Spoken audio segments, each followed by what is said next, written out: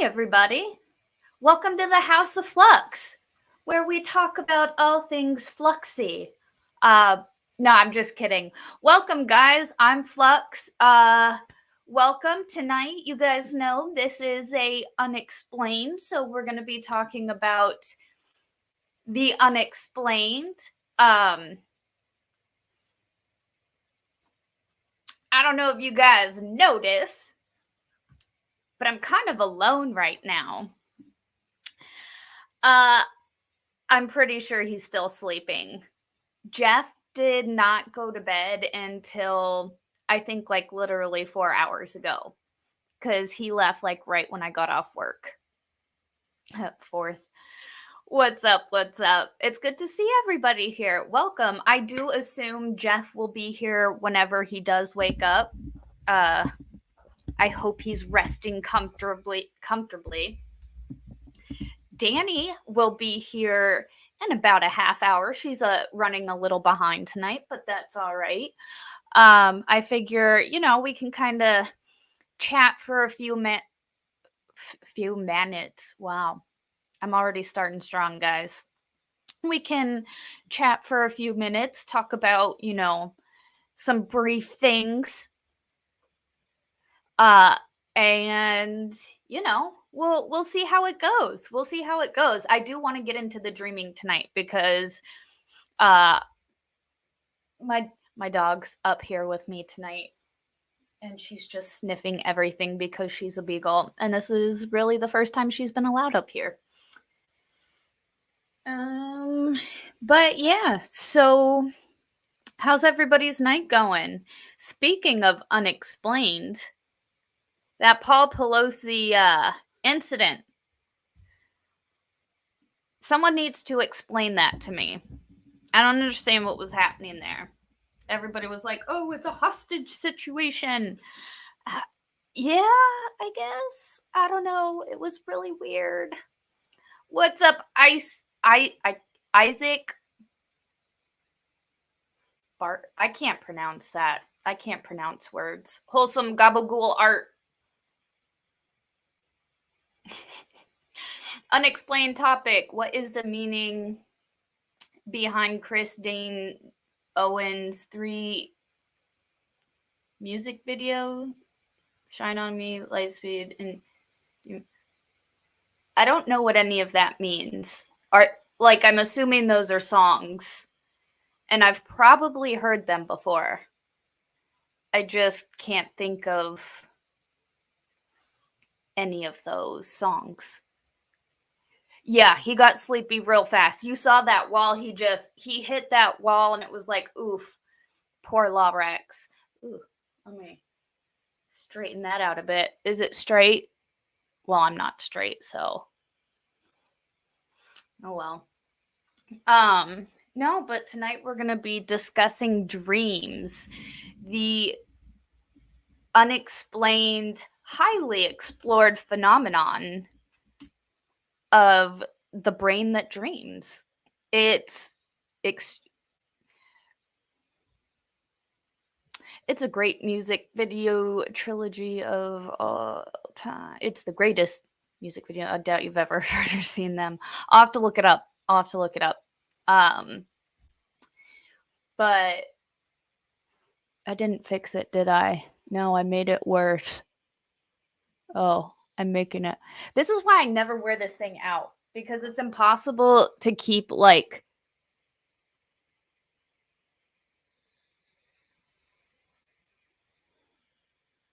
yeah. I either need to get a bigger one so it can hang evenly, because when it's too small, it's. I'm sorry you guys just had to watch that. Yeah. And good night. Yep. It's weird how when I dream things become real. BRB oh, okay. Yeah, I need a bigger one so it hangs better. Exactly. No, but I've been into researching dreams for a very long time. Dreams. No, not a snot catcher. I need to get rid of it. No, I really like it. I just need a different size and a different one. Uh, I've dreamt and have had vivid dreams and, you know, very realistic dreams for as long as I can remember since I was a kid. I've always been a dreamer and I've always been a talker and a yeller and I walk and all that fun stuff. So I've always been interested in the dream world and understanding, or at least trying to understand, what dreams are. I feel like I should probably still try and wait just a little bit longer to jump into these topics.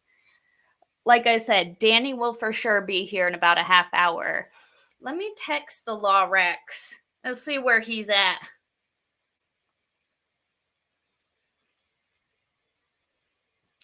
You awake, Mr. Law Rex?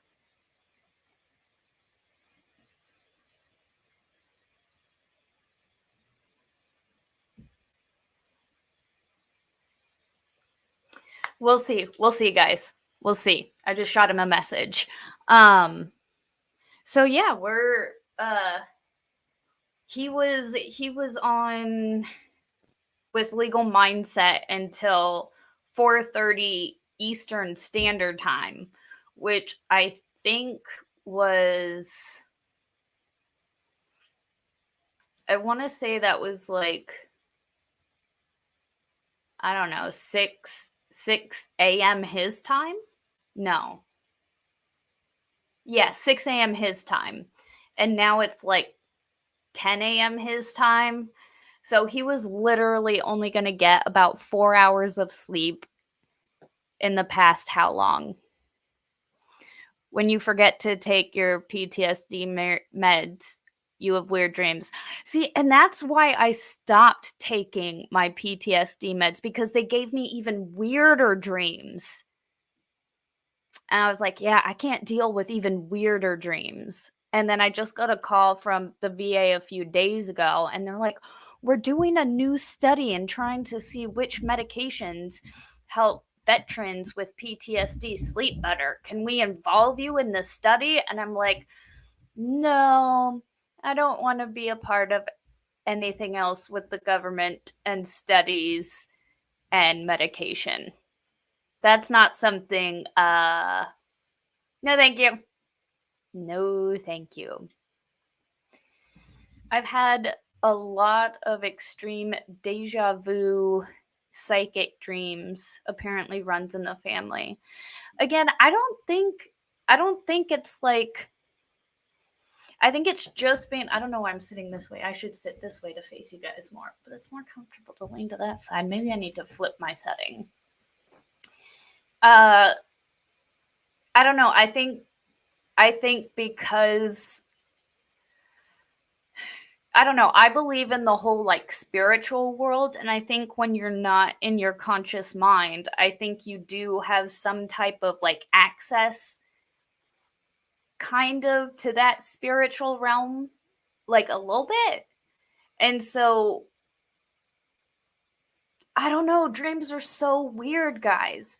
Uh I mean, like I said, I've had dreams that have, predicted the future and come through. And I've had dreams that, like, of future events where I'm like, I'm pretty sure this is gonna take place, but I have no idea when, where, how, or, whatever.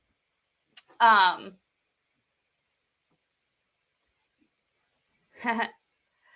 we had a duck giving sleeping pills for our flights home. Oh, that's fun. Do you think lucid dreams are a reality in a different dimension? No, I do not think that. Although that would be so cool. I think dreams are, I mean, ultimately, I think dreams are our subconscious telling us, you know, different ways to work through things. But I also think it does give us access to a that it gives us that more sensitive side to that spiritual realm, which is why I think a lot of us, you know, there is actually a large majority of people that dream of loved ones before they die. And it's like, what do you think causes that? There are no explanations whatsoever to why people dream of their loved ones dying before they die, or having significant dreams with their loved ones before they die. And no one has been able to explain it. They have all these theories and studies and, interpretations and whatnot. But it's really crazy like, there has been so much, like, so many different studies. And one thing I didn't know about that I actually have been researching and doing a lot on is, hold on one second.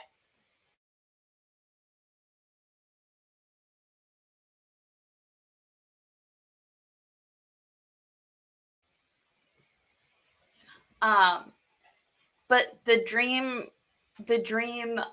dictionary is awesome. It has been such a great thing to read through. Um, let's see, got a couple of very realistic alien invasion dreams. I've had a couple alien invasion dreams. Um, and we'll touch on that topic. Don't you worry. We'll touch on that topic a little bit. Um, Dreams are scary because they all feel real. Exactly. To some of us, like myself, dreams feel just as real as real life. I wake up exhausted. I am one of those people where I will sleep as much as I can, whenever and wherever I can, because I feel like I never sleep. Because as soon as I go to sleep, I have literally the song Dreams of These Dreams. I think I sang that last week. I really love Heart. I really love that song. But it's true. I feel like I live, and it's not like I live another life. That was so bad. I should have probably tried. I tried to sing it, but then I decided to speak it, and it came out that way. Um, that was bad. That was bad. We're just gonna move on. I've known people who dream dead relatives. They could be just memories or a visit from beyond. Exactly. A lot of people do think that because they get these dreams of these loved ones, it could be, some type of spiritual tie where there's just some remnant or, collection thereof, which is pretty cool. Let's see. I've dreamt myself getting killed. It's always a relief when I wake back up. LOL. Yeah, I've had dreams where I've died before, and it's not great. I'm just gonna say that right now. It's not great. Good evening from Gettysburg, PA.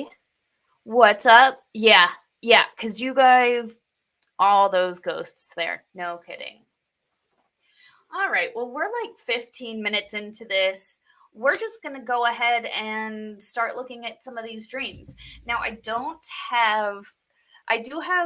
there are a few videos, but like, I'm the researchy person that I just look up like all these different studies and articles. I should probably look up more videos. I do know that there's a good infograph video that I'm debating showing. I don't know how bad infographics is on copyrighty issues, but we'll go ahead and try that out. I'm alone, lonely. I am so lonely. Oh, wait, no. He's in Korea. Ronry. I am so Ronry. Yeah, he was exhausted. He's been doing the Murdaugh trial, which is insane. No, not hungover, just extremely exhausted. He did not go to bed at all until about 4 hours ago. What's up, Jessica? How you doing, girl? Congratulations on still being at over 1,000 subs. That's awesome. Oh, nice. Yeah, smash that like button, guys. Don't forget. We'll get the algorithm and all that good stuff. Hold on. Will the Lorax wake up within the next 15 minutes?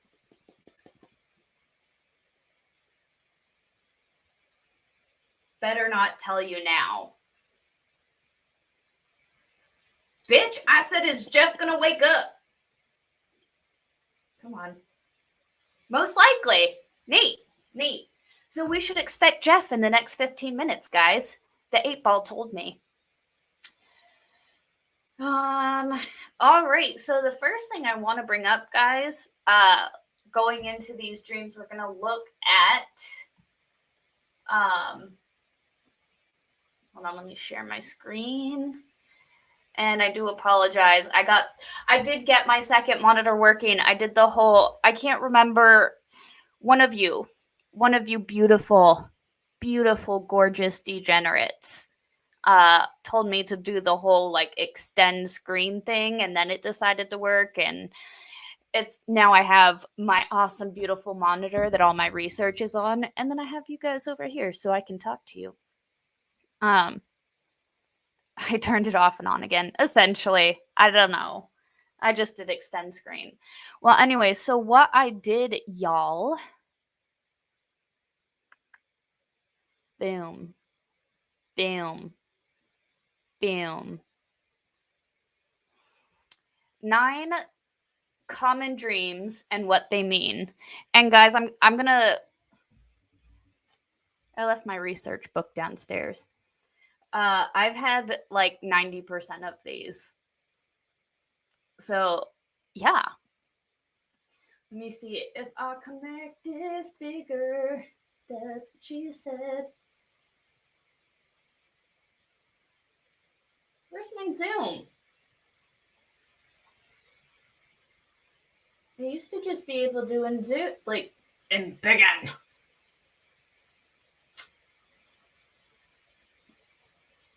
There we go.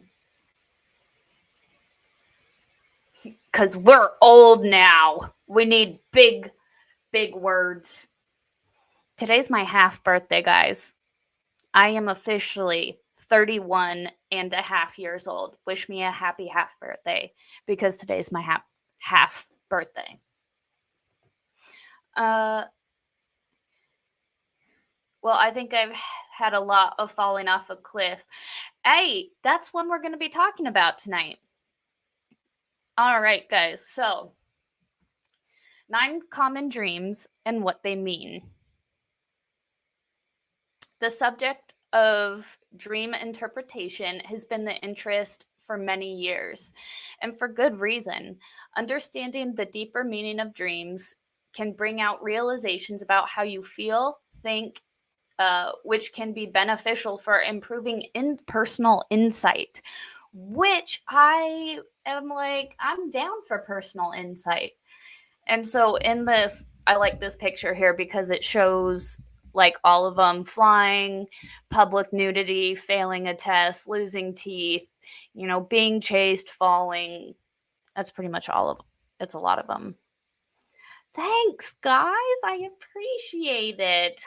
You guys are so sweet. Oh, you didn't have to do that. Famed psychoanalyst Sigmund Freud described dreams as the royal road to the unconscious, and suggested that by studying the obvious content of said dreams, we could bring to light the hidden and unconscious desires. Sorry, I'm adjusting my. They're not pants. They're like long johns. I'm wearing long johns because it's cold. Analyzing dream symbols and ascribing meaning to them has become a source of both entertainment and self-reflection in popular culture. Do dreams mean anything? Can you learn your unconscious wishes and desires by interpreting your dreams? I'm reading too fast. What your dreams tell you and whether they reveal your true feelings depends on various factors. While some modern theories of dreams suggest the answer is no, that dreams may have more of a biological component or even be due to the sleep position, this hasn't stopped interpreters and analysts from attempting to identify common dream themes and symbols meanings. So essentially, nobody knows what dreams are. Nobody knows why we dream. Nobody knows how we dream. And like, it's just a thing. I love flying. I do love flying dreams. They are very fun. And we'll talk about that because that is actually also a common dream. All right. Dreams, we'll go through the first one. Dreams about falling. Hold on, I gotta take a swig of my Pib Extra.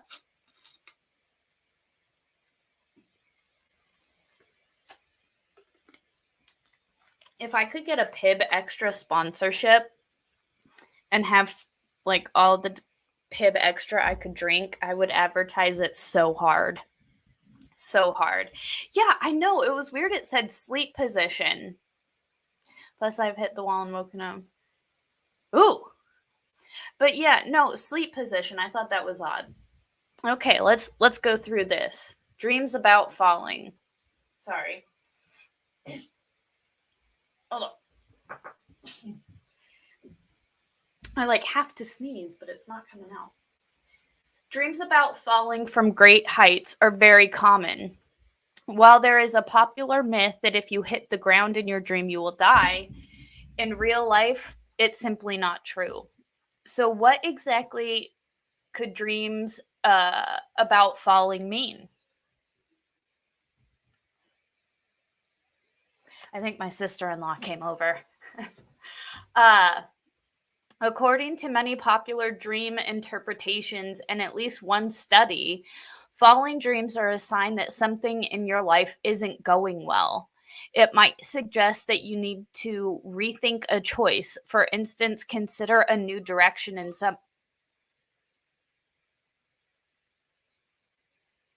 some area of your life.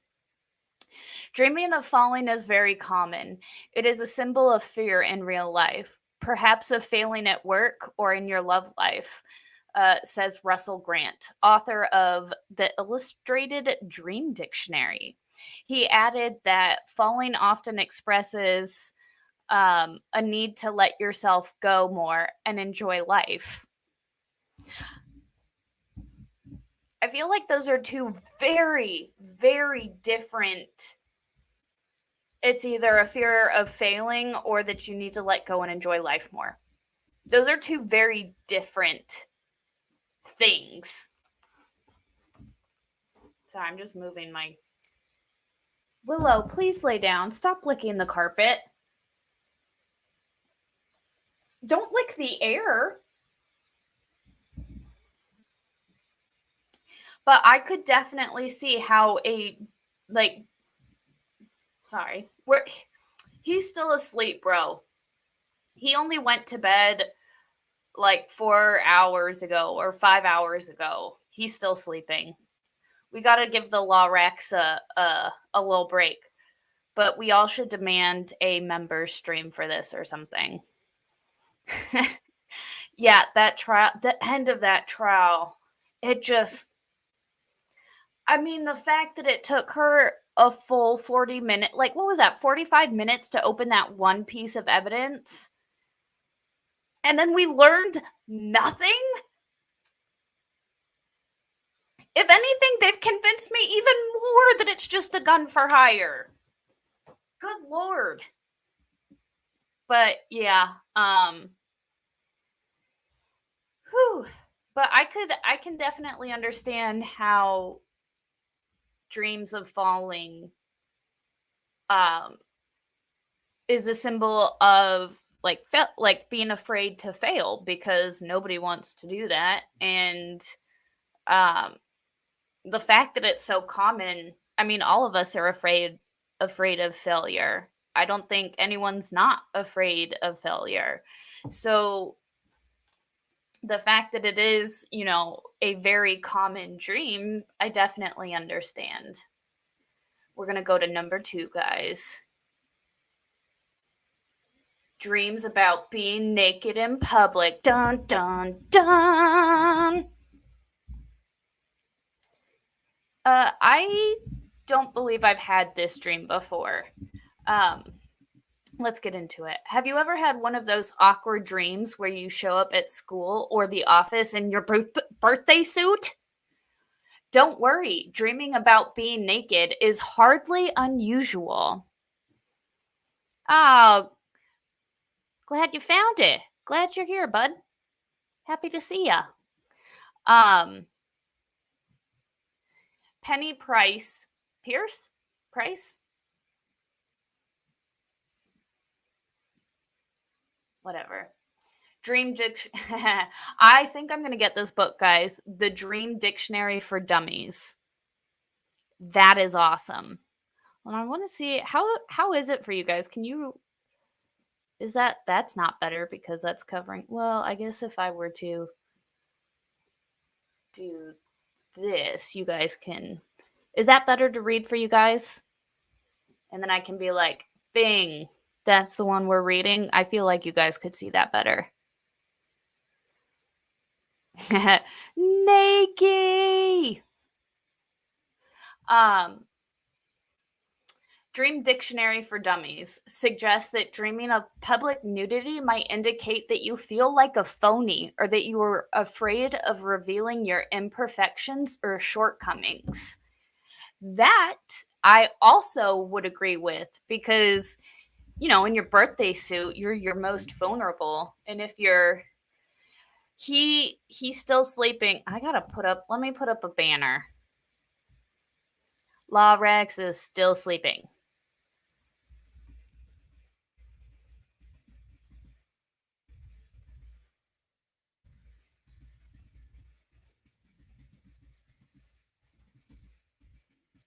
There.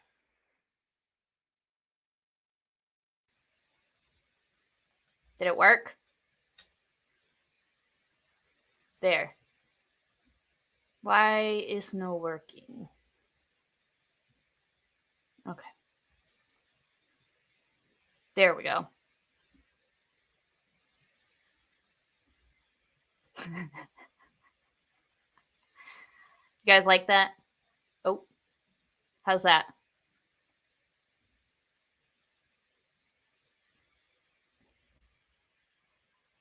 Yeah, exactly. He literally went to bed 4 hours ago. The poor man is wiped clean. Dreams are reality. What you call consciousness is the dream. JK, I'm not a whack girl. Lol. Lol. Flux just put it like I did. Alrex is sleepy. Child kill him. Yeah. It's like I said, that was it's insane. It's so hard to to follow what's going on. Did you guys watch the I watched the like cam from inside the car of the interview where the lady testified to today where she was in the back seat, and dude, that was interesting. Yeah, exactly. He's got like 4 hours of sleep in the past like 48 hours. So he'll join whenever he wakes up. Um but we're gonna press on. Dani should be joining us shortly. And then Jeff whenever he wakes up, and yeah, we'll continue rolling. But this whole what do you guys think about feeling like a phony? That it's like revealing your shortcomings? Because I think that's interesting. Because it's you're afraid of being exposed. I can see how that would definitely like correlate. Um, I can see that.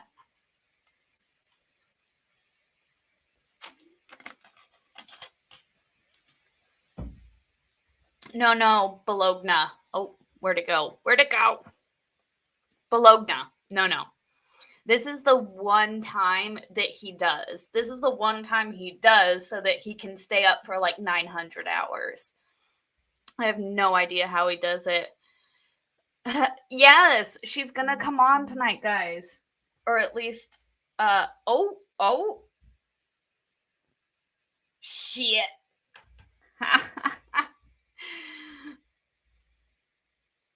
Guys, we have the law Rex. We have the law Rex. He should be here in about 10 minutes. What's up? What's up? Well, in that case, you guys want to like just pause this and no, we'll keep talking about being naked in public until he gets here. He's coming. He's going to take about 10 minutes. We'll give him some time to get ready. He can Jeff, take your time getting ready. No rush. Holy cow. Yes, he lives. Oh, and there he is. What's up, LegalVices? He's cooming. Oh, God. Nope. He'll be here soon, guys. That's what we'll say. He'll be here soon. He will be arriving shortly. That's even still bad, too. All right, guys. So, do you agree with dreams about dreams being naked in public? Do you guys agree with the fact that it makes like you're afraid of being exposed, that you feel like a phony?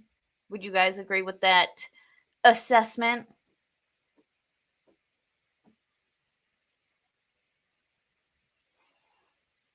I don't have those dreams, just some vivid lucid ones.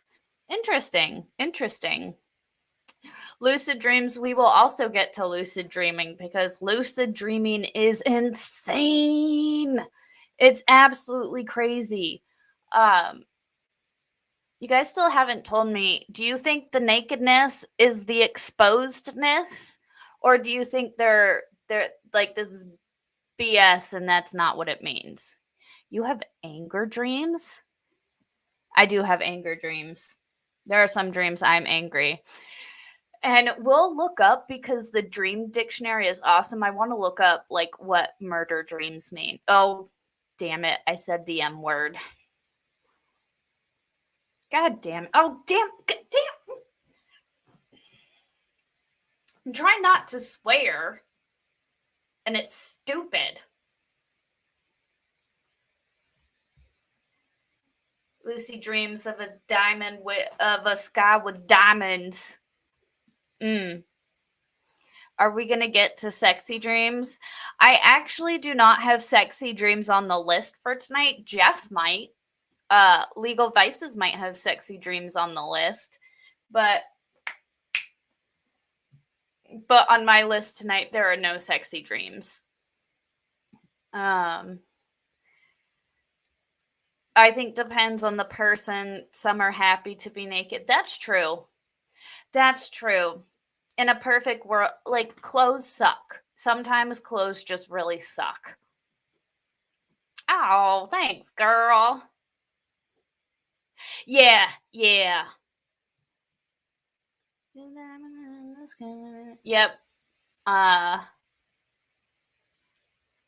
Yeah, just give Jeff the floor for a minute. See, and one thing I really want to get to, because dreams about tests are on here, and we've he's talked to us before about how he still has reoccurring dreams of like taking the bar exam and whatnot. And so that is also on this list. So that's one reason I was like trying to hold off, because that one is number 6 and we're on number 2. Let's go to number 3, because this one's a good one, guys. Dreams about being chased. And this is one of my big ones. This is one of my big I have dreams about. What are you doing? Lay down. Do you want to sit in my lap? No, you're too fat. She's a potato. Dreams that feature being pursued by a known or unknown attacker can particularly be terrifying. Yes. And many people experience these types of dreams. But what do dreams of being chased say about what's going on inside of your mind? Dream interpreters often suggest that such dreams mean that you are trying to avoid something in your daily life. Yes. Tony Crisp, the author of The Dream Dictionary, suggests that being chased in a dream might indicate a desire to escape from your own fears or desires. The key to understanding what such dream might mean depends on particularly on identifying your pursuer. And that for me is it's a big thing for me, because it's 2 things that I'm typically chased by. An animal, you might be hiding from your own anger, passions, or other feelings. An unknown chaser. If your pursuer is a mysterious unknown figure, it might represent a childhood experience or past trauma. No. Sit. I'm pretty sure my sister-in-law brought her dog over, and now my dog wants to go downstairs. But he's a very big dog, and he's very energetic, and she's a very old dog and a very fat dog. So they have to stay. She like wants to be down and be like, I want to be with this dog, but she wants him to just sit with her. She's like, just sit here with me. And he's like, come play with me.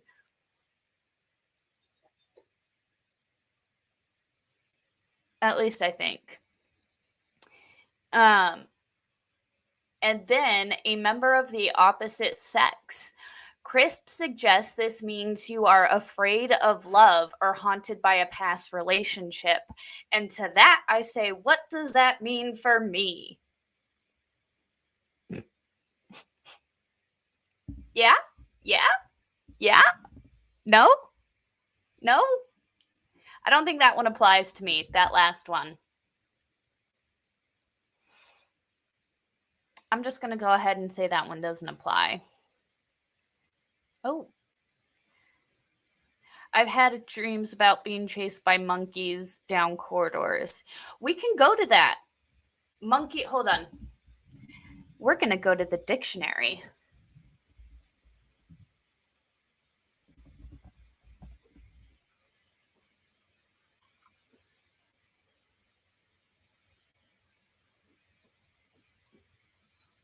Maybe we'll search it, because there's a lot of... Hold on.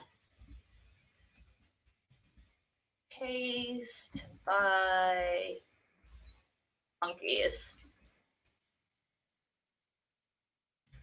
Baboon dreams, guys. We got baboon dreams. Oh, hold on. Let me pull that off the screen real quick. I'm sorry for the weird positions, but like I said, I'm like, All right, let's keep going. Let's see.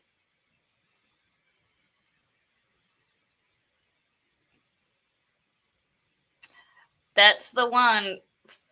Fuck them baboons. All right, let's see what this means, guys. What do baboons? What do baboons symbolize in dreams? The world has the world's largest monkey just appeared out of nowhere in your dream? Well, it turns out it isn't just a fluke because the baboon in your dream contains a highly symbolic meaning. Hold on, we're going to go into this a little bit more. Seriously symbolic meaning. The mere fact that ancient Egyptians connected the baboon, Babby, as a deity from the underworld known to devour souls. We must take this dream symbol very seriously. Since baboons are only found in specific areas of the world, Africa, Arabia, it tells you that the symbol is wild to the dreamer. Okay.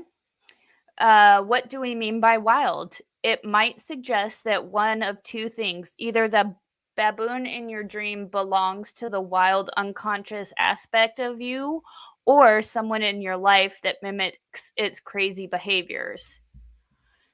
Are you crazy and trying to run away from your crazy self? Or is someone crazy in your life that you're trying to run away from? You are the wild dreamer. So who are you trying? What are you trying to? What is the aspect? What is the wild aspect of your life that you're trying to hide? Dish, my friend.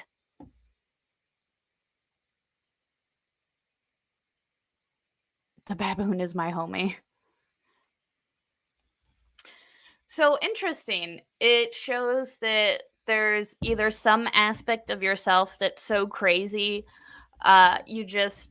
you avoid it in your dreams and you don't even want to think about it, or it's someone in yourself that is super crazy and you just don't want to think about.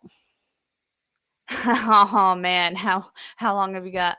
Bro, I'm with you. I'm with you on that one. That's interesting. And for me, we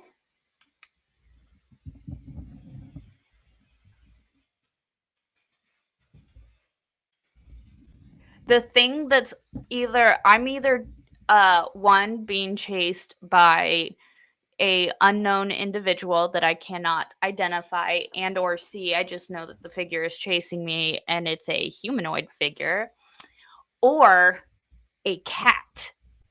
And so we will look up and see what the dreaming of the cat is. There was some of this stuff I agreed with, and some of it I thought was pretty stupid, but we're gonna read through it anyways because, yeah.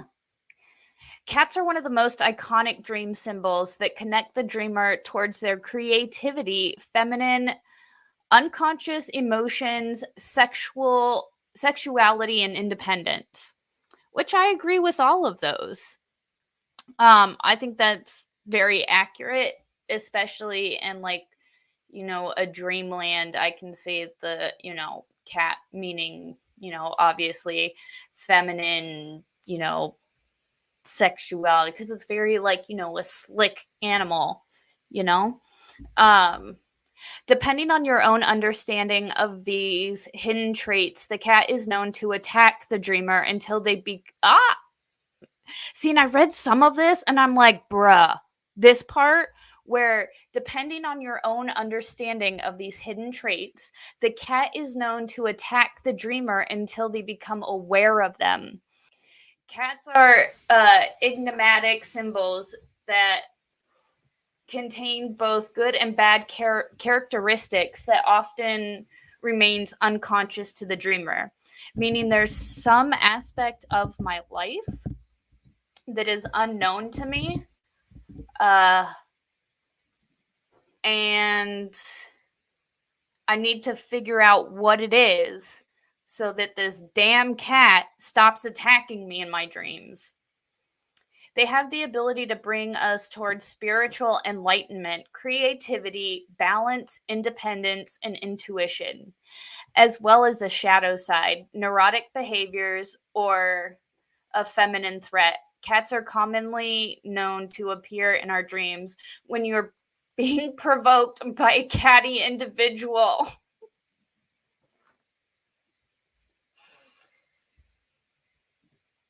I'm not saying Mrs. Flux is a catty individual, but when two women are on what live in the same house, the whole sinking thing is real.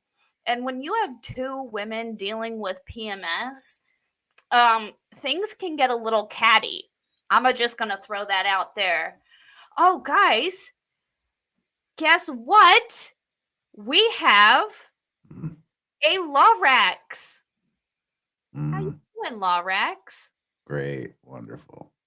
Oh, Yeah, I woke up. wow, you came in real hot on that one. At least in my microphone. Am I super hot? Oh yeah, Jeff, you're super hot. See, this is what StreamYard sucks so bad because this is my normal volume on my deal. So let me back off. How's that? That's perfect. Really? Wow. At least for me. I don't know. I could be completely just deaf or have my audio too low or something. It could just be me. No, I'm listening to it on YouTube right now and it sounds good. Okay, cool. YouTube sucks. It does. And so does StreamYard. The two together is a disaster. If someone could just make one thing that works really well, that would be great. The OBS studio works really well if you're like a wizard and can figure it out. At this point in my life, I have no time for learning shit. Yeah, you gotta plug and play or fuck it. Oh, yep. Intercourse it. Sorry. Nah, that's all right. I'm pretty sure I've already said it at least. It's part of my vocabulary. I don't even realize when I say it half the time. Oh my, yeah. I was just hold on. I have to resend. I have to resend Dani the link. Oh, there's Dani. Okay. Yes. Hold on. Oh, hold on. I have a giant screen. And it's for when I'm gaming. But when I'm sitting here, I'm like, oh my goodness. My neck. Your my back. My Netflix and my snacks. That's what I was thinking. See, that's what I did. I was in Costco about a month ago, and they had TVs on sale. Mm-hmm. So for like $250, I got a 55-inch TV. That's my new monitor now. Nice. I'm literally an arm's length away from a 55-inch TV. That's what I use from a monitor. Nice. I was sleeping so nice there after I slept for 4 hours in 72 hours. And then I just crashed. I hit the wall and I crashed, and then I woke up exactly 11 o'clock. Nice. Yeah, no, we all saw you hit that wall in real time. Yeah, it was kind of like, and then just, I think Jeff's battery died. And then, so I woke up exactly 11 o'clock a.m. here. It's 11:18 now, and I did that processing thing where you go, oh, okay, wait, oh, okay, it's 11 o'clock. Okay, it's not the weekday. I'm cool. It's Saturday. I can just lay in here. But wait, there's something that I'm supposed to be doing. And oh my God, Flux! Okay. Yeah. Yeah, well, it's okay because we're like 45 minutes into this, and we're only on like. I'm so sorry. We're still on the first article. Only the third. Oh, and hold on. We have got Miss Dani on direct in the house. What's up? Should I join the hat club? Oh yeah, you should. No, your hair looks. Did you just take a shower? Yeah, I did. Because you got that Bo Derek, coming out of the ocean look there. Yeah. Well, thank you, but I didn't have old time. Bo Derek, I was like, crap, I better hurry up and hop on. Plus, I'm doing like a deep condition, so I thought, I'll let it sit and. If you're doing that, don't do a hat. Yeah. Don't do the hat. You'll get a permanent hat ring if you do that now. Is that how that works? I don't think that's how that works. But no, because if your hair is wet and then you like put a hat on and then it dries, it's gonna dry with like the hat ring around it. Oh, maybe that makes sense. Have you guys seen the footage that just came out of Memphis? Oh, they yes, released it, did they? that was absolutely brutal. Well, Like, yeah, that's what I hear. wow. So It's is Memphis in flames yet?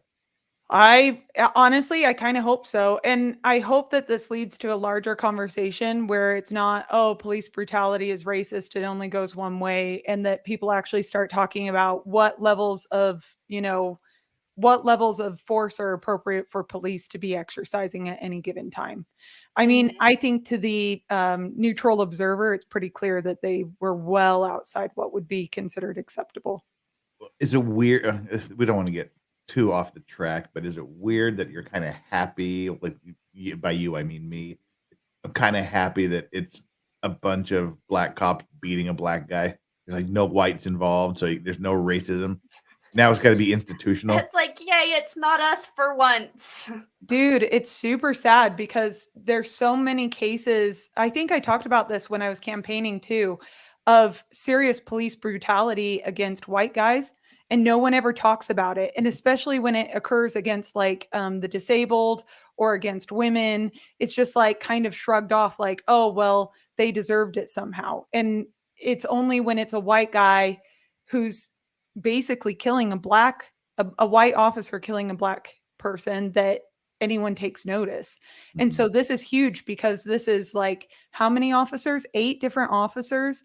I I think mean, 5. 5, yeah, 5 have been charged with murder. Mhm.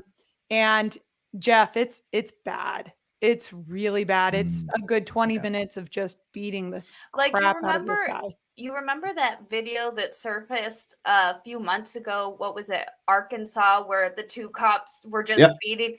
Yeah, like picture And that, but times like 5,000 and two trillion. of two of those Arkansas guys got charged about 3 days ago. Oh, good. Yeah, 2 of those 3 officers got charged. Good. But again, like I'm glad there's not a racial component to this on top Mhm. of the F the police component. So Well, I'm weirdly happy about that. so here's the sad part. People are still saying it's racial because the Okay. cops the cops got charged so quickly. Didn't this happen in Oh, Jesus. 2016? Huh? Is this the one that happened in 2016 and the footage just came out? I don't think so. I think this was more recent. I don't know. Ask the chat. Chat, was this happened in 2016, right? And it's only getting stirred up because of the footage, right? Or am I totally off base? I'm gonna Here's what pisses me off is like the DA, the mayor, everybody saw the footage before that was released. Why the hell did they wait until a Friday?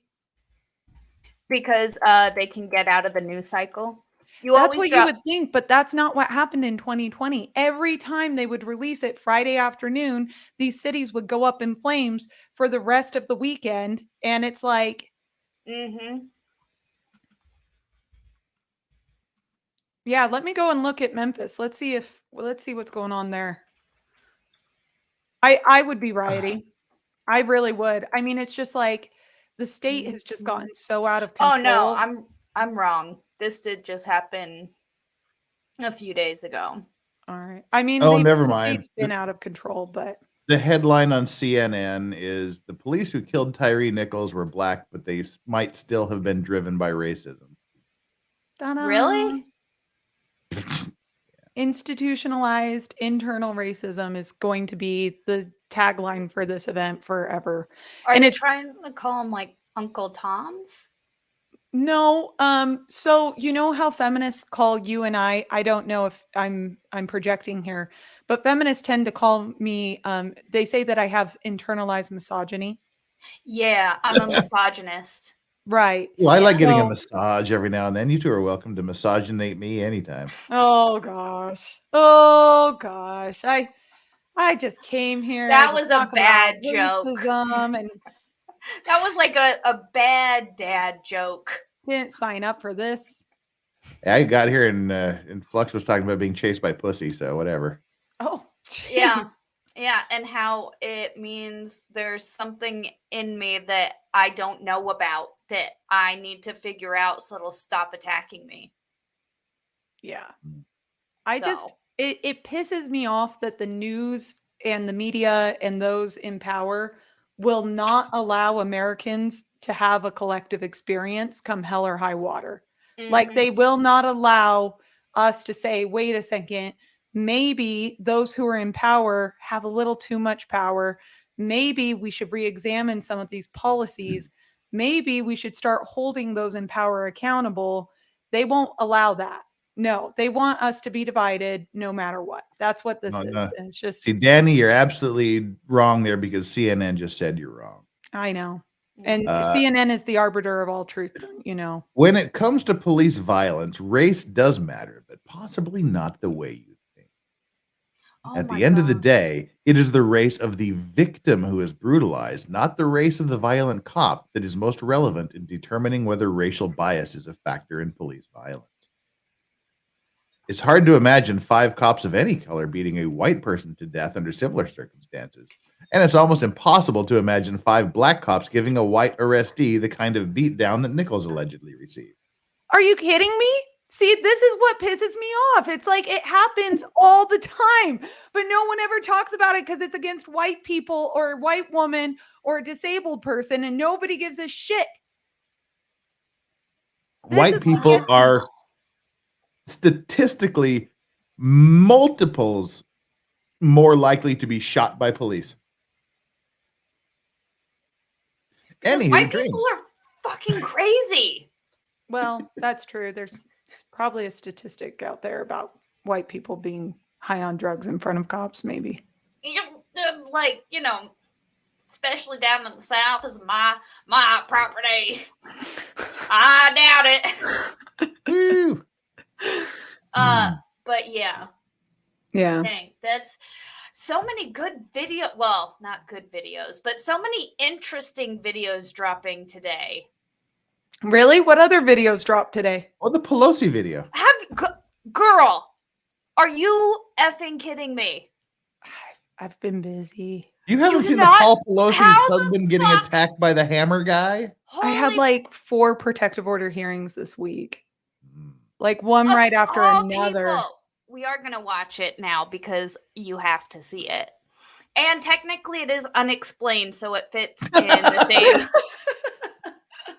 Well, now, Dani, you remember the story. I remember the story very acutely, and I remember the judge ordering the release of this video weeks ago. Yeah, and the whole idea is he was supposed to be an intruder, but yet they couldn't explain why they both answered the door with a policeman, why Paul Pelosi's in his underwear. Why the glass was broken going in, like out rather than in. The video just raises more questions than you had before. Yeah, and mind you, yeah. We'll play it. We'll let you see it.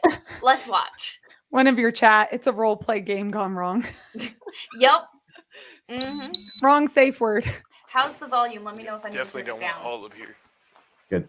I heard the call, the 911 call. I haven't heard that one yet. Okay, here they are in the door. And it's like, dude, these are like bros. These are beach. We're gonna watch it till the end, guys. So just be aware, we're watching it till the end. Yeah. Fucking said 2620, right? No, 2640. Oh. Yeah, it literally said that. See, literally, they don't know the husband. So there they are. Okay, pause. Okay. Hold on, pause it. Well, go back a second. Oh, I was going to zoom and enhance. Zoom and enhance, Flux. I can't, girl.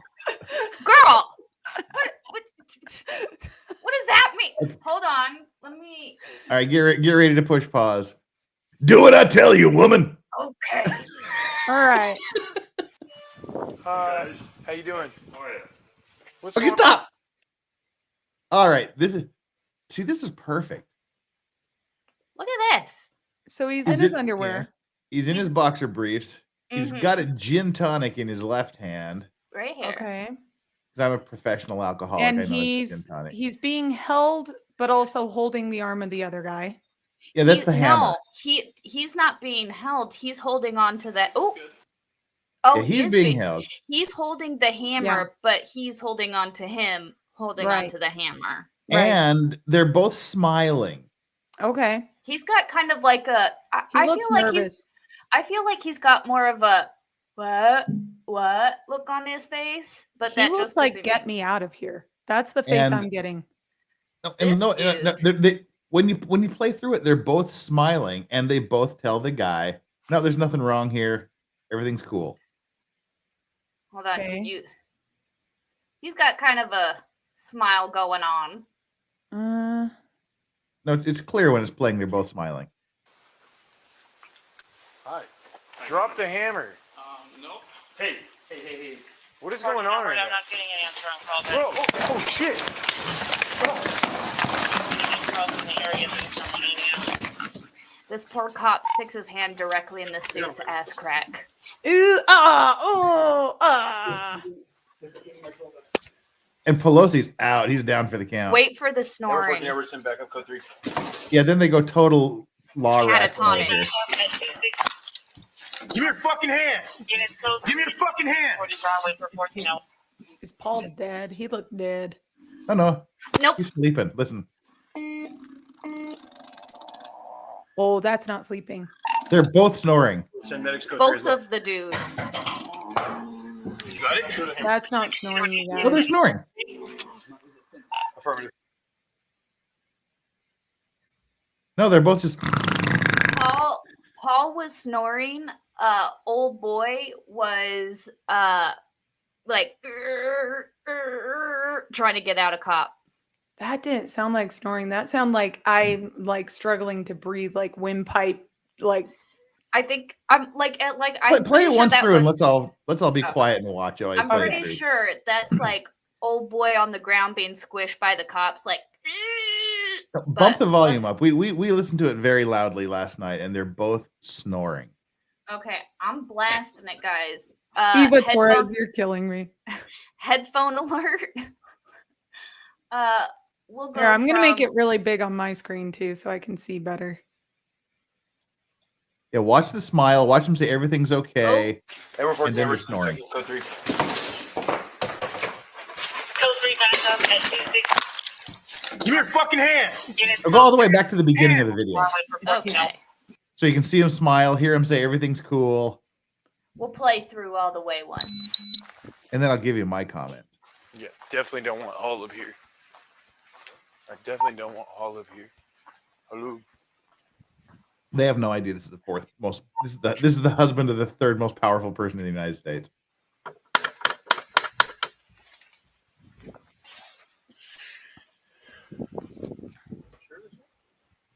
Yeah. Fucking said 2620, right? No, 2640. Oh. Yeah, it literally said that. Hi. How you doing? Oh yeah. What's going on, man? Everything's good. Everything's good. Smile. Drop the hammer. Nope. Hey. What is going on right I'm now? not getting an answer on call back. Bro, oh shit. Calls in the area that someone in here.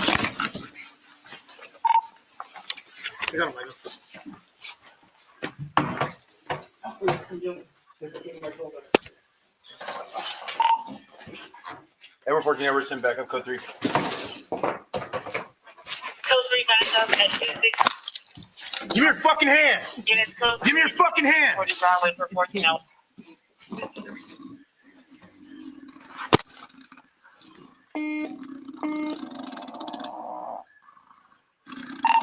Everton 14, Everton, medics code 3 as well.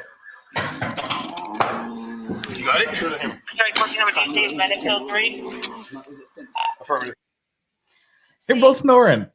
Pelosi, like I said, Pelosi's the one that sounds like Yoda, and old boy, old boy is the one that's like, And I'm wondering, did he actually take a hammer to the head, or how much of the damage Give me your fucking hand.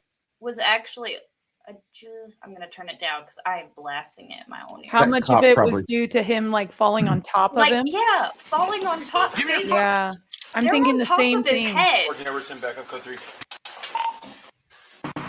Like they tackle him onto his head Yeah, that would have cracked a skull of an right old here, like under his knee. Edward 14, Edward 10, back up, code 3. Code 3 back up at 26. Give me your fucking hand. Units code Give me your fucking hand. 40 Broadway for 14 hours. You know that cop just wants to amputate his hand now. Mm-hmm.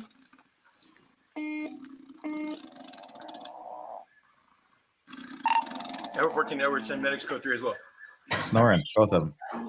You got it? Sorry, 14 number, do you see medic code 3? Affirmative.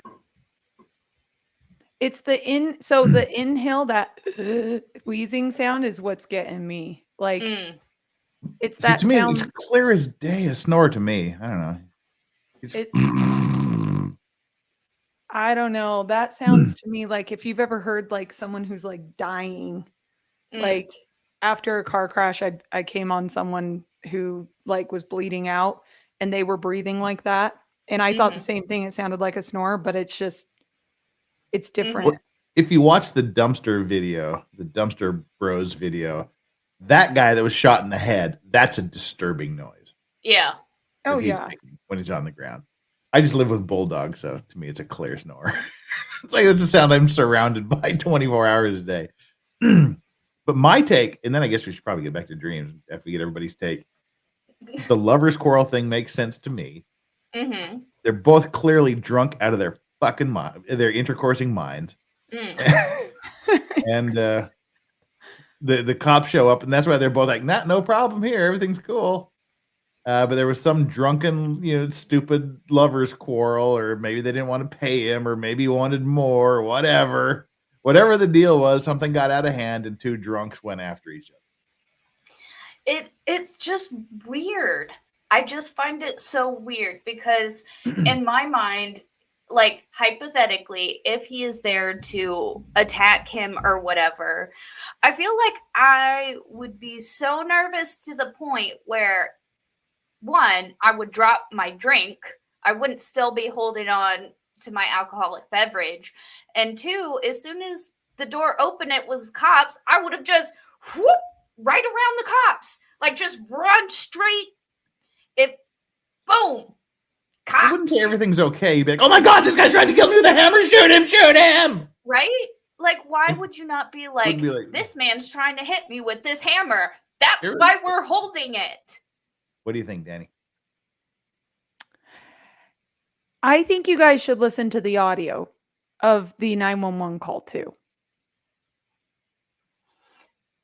I feel like that is also sketchy because I've heard it and I feel like it kind of like feels not entirely, I don't know. I'm just not sure it's sincere. It to me sounds like how I would be talking if a homeless guy was in my house with a hammer. I didn't have a gun. I was trying to hint, hey, I'm in danger. I know I'm not in DC, but I'm like, send me DC police. Hint, hint. I don't know this man. I know his name. He's telling me to hang up. Okay.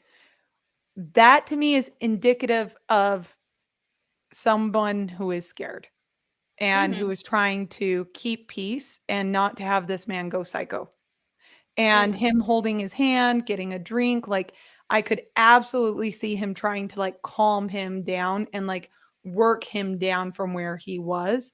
And if this guy truly was waiting for Nancy Pelosi, he was probably trying to get this guy like caught before Nancy even had the opportunity to be anywhere, near home and hopefully have this man arrested.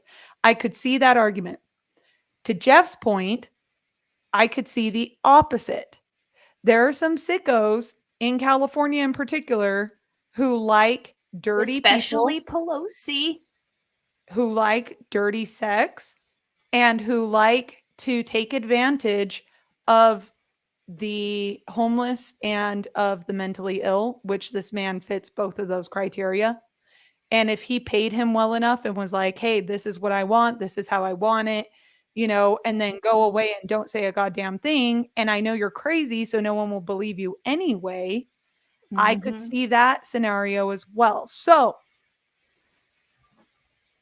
This is my hands up. I don't know. I thought for sure after the video I would have it confirmed. Just more questions. But I do. I have more questions. I have more questions. I have only more questions. Like, what Why the did- hell? And why did they try to cover up that story? Like, Yeah. it's like, to some people, it's clear it's a hostage situation. Why not just say that instead of coming out with the story and then trying to cover up and say, oh no, like he was actually being held, like tied up, and then the police came. Like, the story they came out with was really weird. It was. And then to not release the video immediately is weird. Like, even Mm. after a court order saying release the freaking video, and then weeks and weeks later being forced to finally release the stupid video. It's like, well, why? If it truly was a hostage situation, you just say it's a hostage situation. This is what I was trying to do, keep them calm, whatever, and show the video. Yeah. Yep. But instead, That's where the oddities come in for me. Mhm. I agree with you, Same. Flex. Same. It's My just oddities too. start. Why would anybody be married to Nancy Pelosi? But yeah, that's where She's my got to oddities do. start. Don't ever say that. She's rich.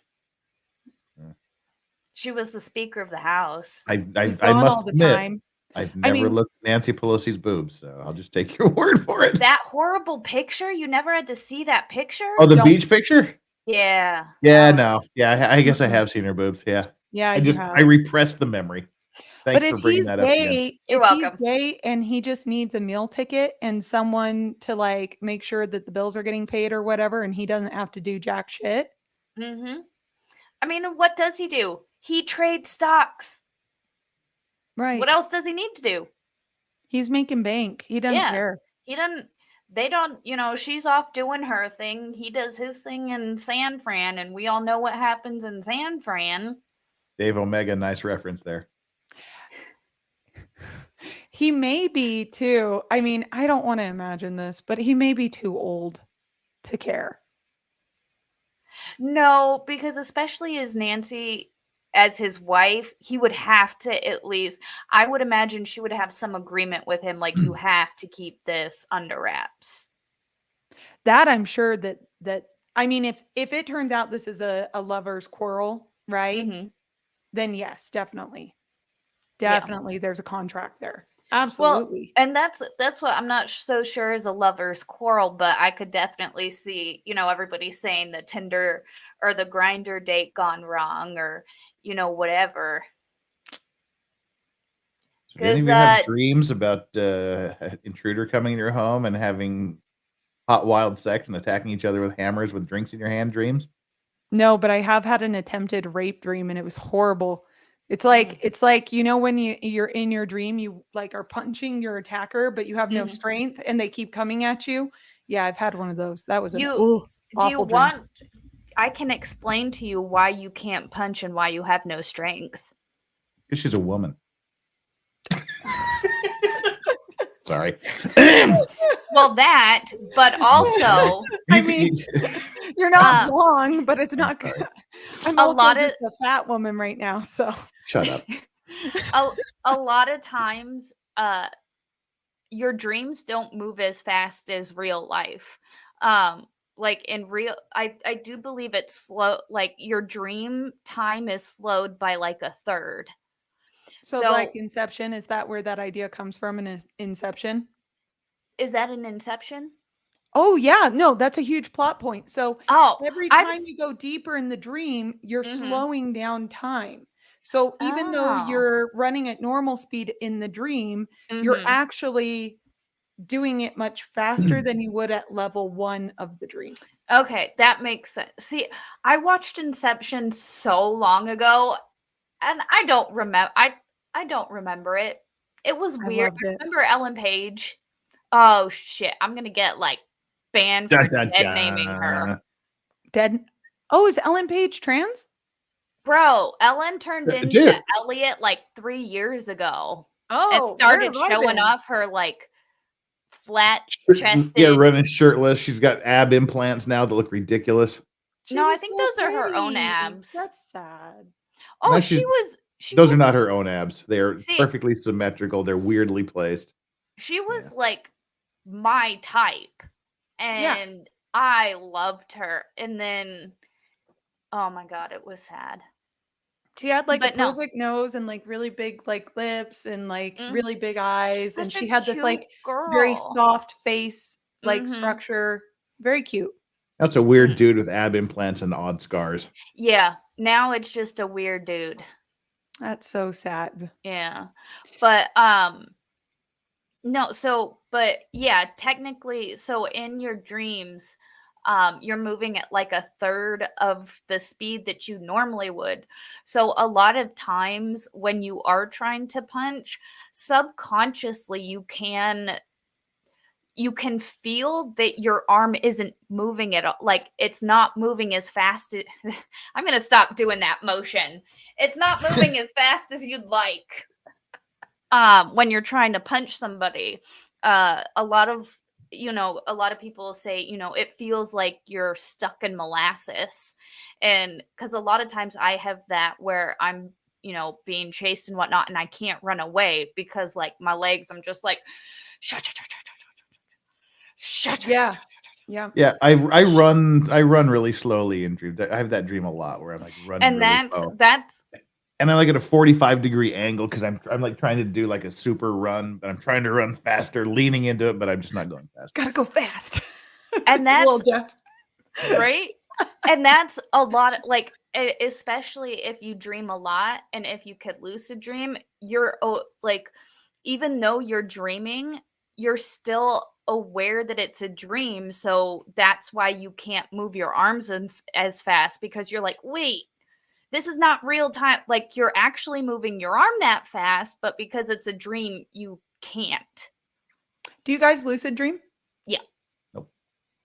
Have you ever, Jeff? There are dreams like they get so bad or things go so weird that something clicks and I go, okay, this is a dream. I need to wake up. But I've never really. I tried to learn lucid dreaming. It never worked out. I'm very not like I said. Not until everything goes just absolutely pear shaped do I realize I'm in a dream and need to get out. Have you ever done guided meditation? Yeah, I tried a long time ago. How was it? Was it with a tape or a live It was guide? tape. It A was tape? Yeah. How was that experience? Did you just feel calm and whatever at the end, or? So I used to have like a lot of stress, anxiety stuff. So I'd listen to this tape to relax and go to sleep every night. And they had like the sleep component, then the empower your dreams. The empowering dreams thing never worked for me. Interesting. And I have- Fluff, They would when put me did to you sleep. start doing lucid dreaming? I have been a dreamer for as long as I can remember. And I've lucid I can from when I was very young, if I was in a dream that I didn't like, I could pretty much tell myself to wake up. And I don't know if I would necessarily consider that lucid dreaming, because at that point I don't have control. I just have control over myself.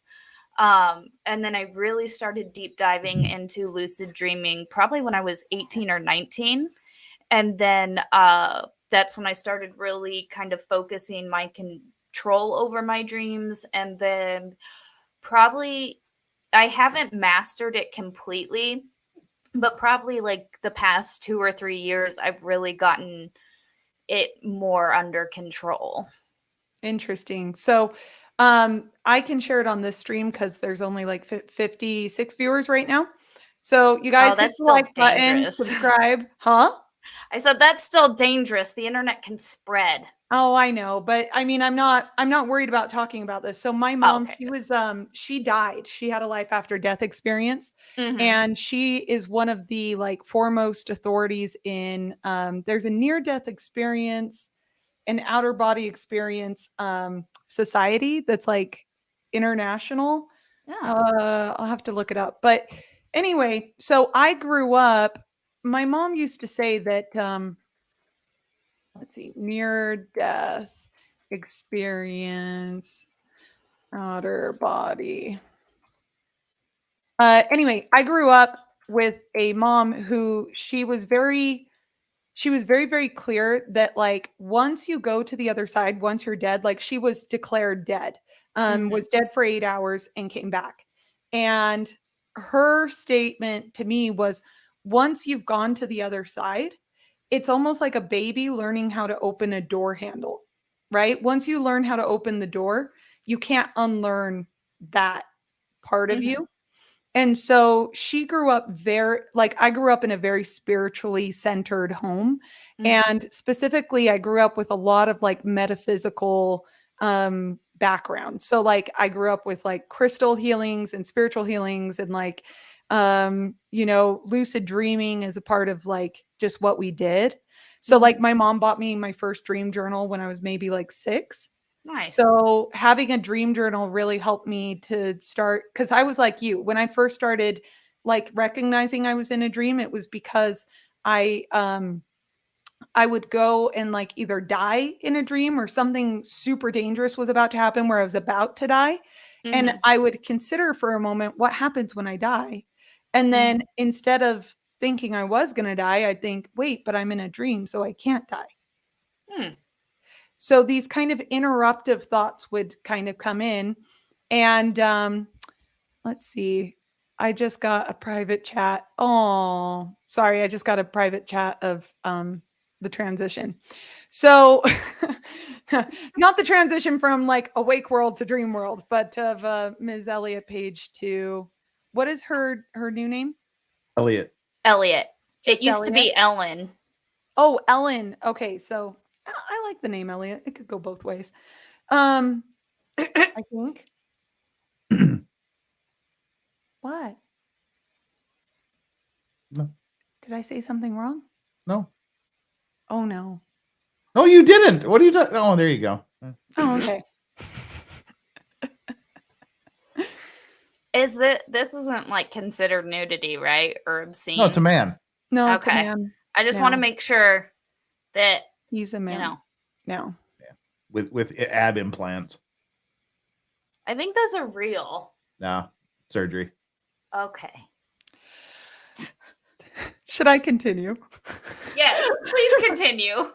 Now you know what it's like when you come on our shows. I'm sorry. I just don't know. I'm kidding, like, Dani. did I stop? Like, can we No. can go back to that. It's cool. I just don't want to like No, I just had Real. to show that because it got sent. So, ugh, it's Anyway, so once you start lucid dreaming, like once you start recognizing you're in a dream, then you can start practicing controlling your dream. So you go to bed with the intention, like you have the intention of closing your eyes to have a dream that you will control.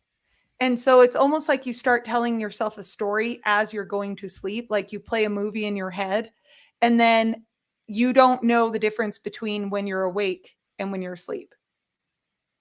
And you guide yourself through the dream. And then you choose when to wake up, which is usually pretty early because you're in your REM cycle. You're in like the highest level of your REM. You're not super deep asleep, which is where you go when you go in through hypnosis. So the hypnosis is designed to put you into those deeper levels of sleep and to subjugate, basically to create a delineation between your more conscious mind and your deep subconscious mind. And so your conscious mind is deeply asleep. And I compare it to like a guard in front of a castle. When you put that guard asleep, you can then start to suggest messages to the brain, to the subconscious. And the subconscious mind doesn't know the difference between what's real and what's fake. And so it will just accept whatever messages it receives, unless it's a very, very deeply held belief, in which case you have to break that person's inner core, essentially, of who they are in order to start supplanting messages and suggestions. which is why I still can't fly in dreams. No matter how hard I try, the second that I realize it's a dream and I try to fly, I can't. The max I can do is like a super jump, but I cannot maintain flight because that is like, it's such a core belief to me that like, this is impossible. I can't do this. Wait, I'm in a dream. I can't. Nope, you still can't. So I'm still learning how. It sounds funny, but I'm still learning how to fly. I No, can it makes can- perfect sense. I can super jump and I can stay airborne for a really long time, but that's all I got is a super jump.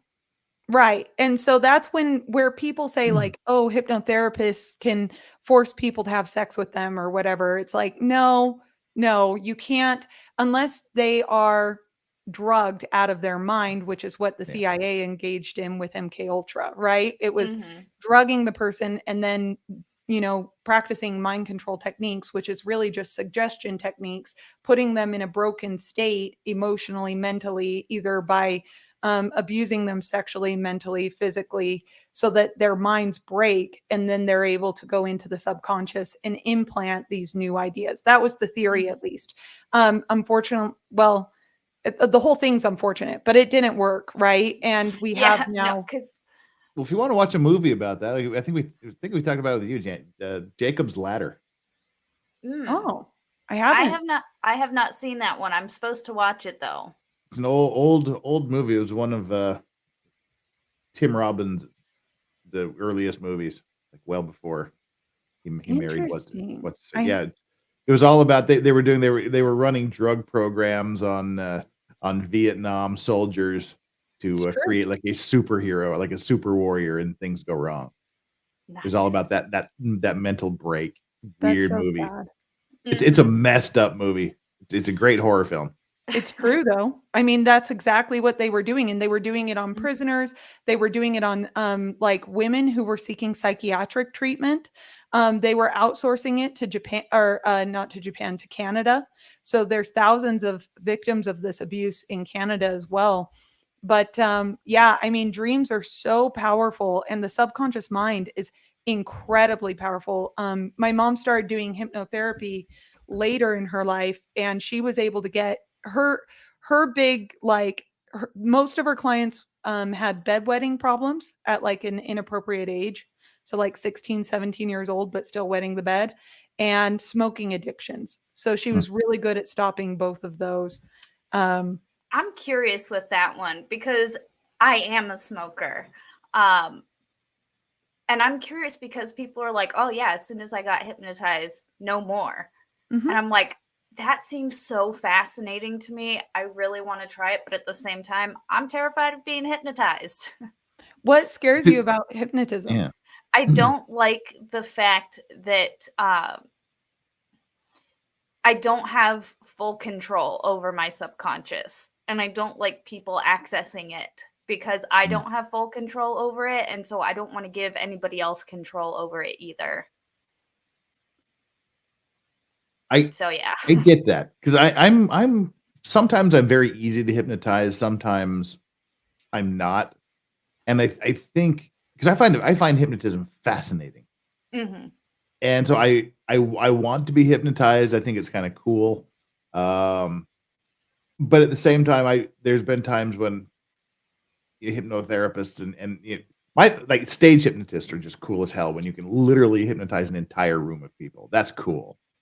But then there's times like when I realize I'm being hypnotized and then I want to watch. And so that kind of breaks it. I want to see what's going on. Like, this is really cool. What's going on here? And I try to overanalyze it and then that breaks it because I'm not in that relaxed state. When you've been hypnotized before, do they do Yeah. a logical countdown, or do they do a Mhm. so there's like multiple ways to get someone into a Yeah. trance state.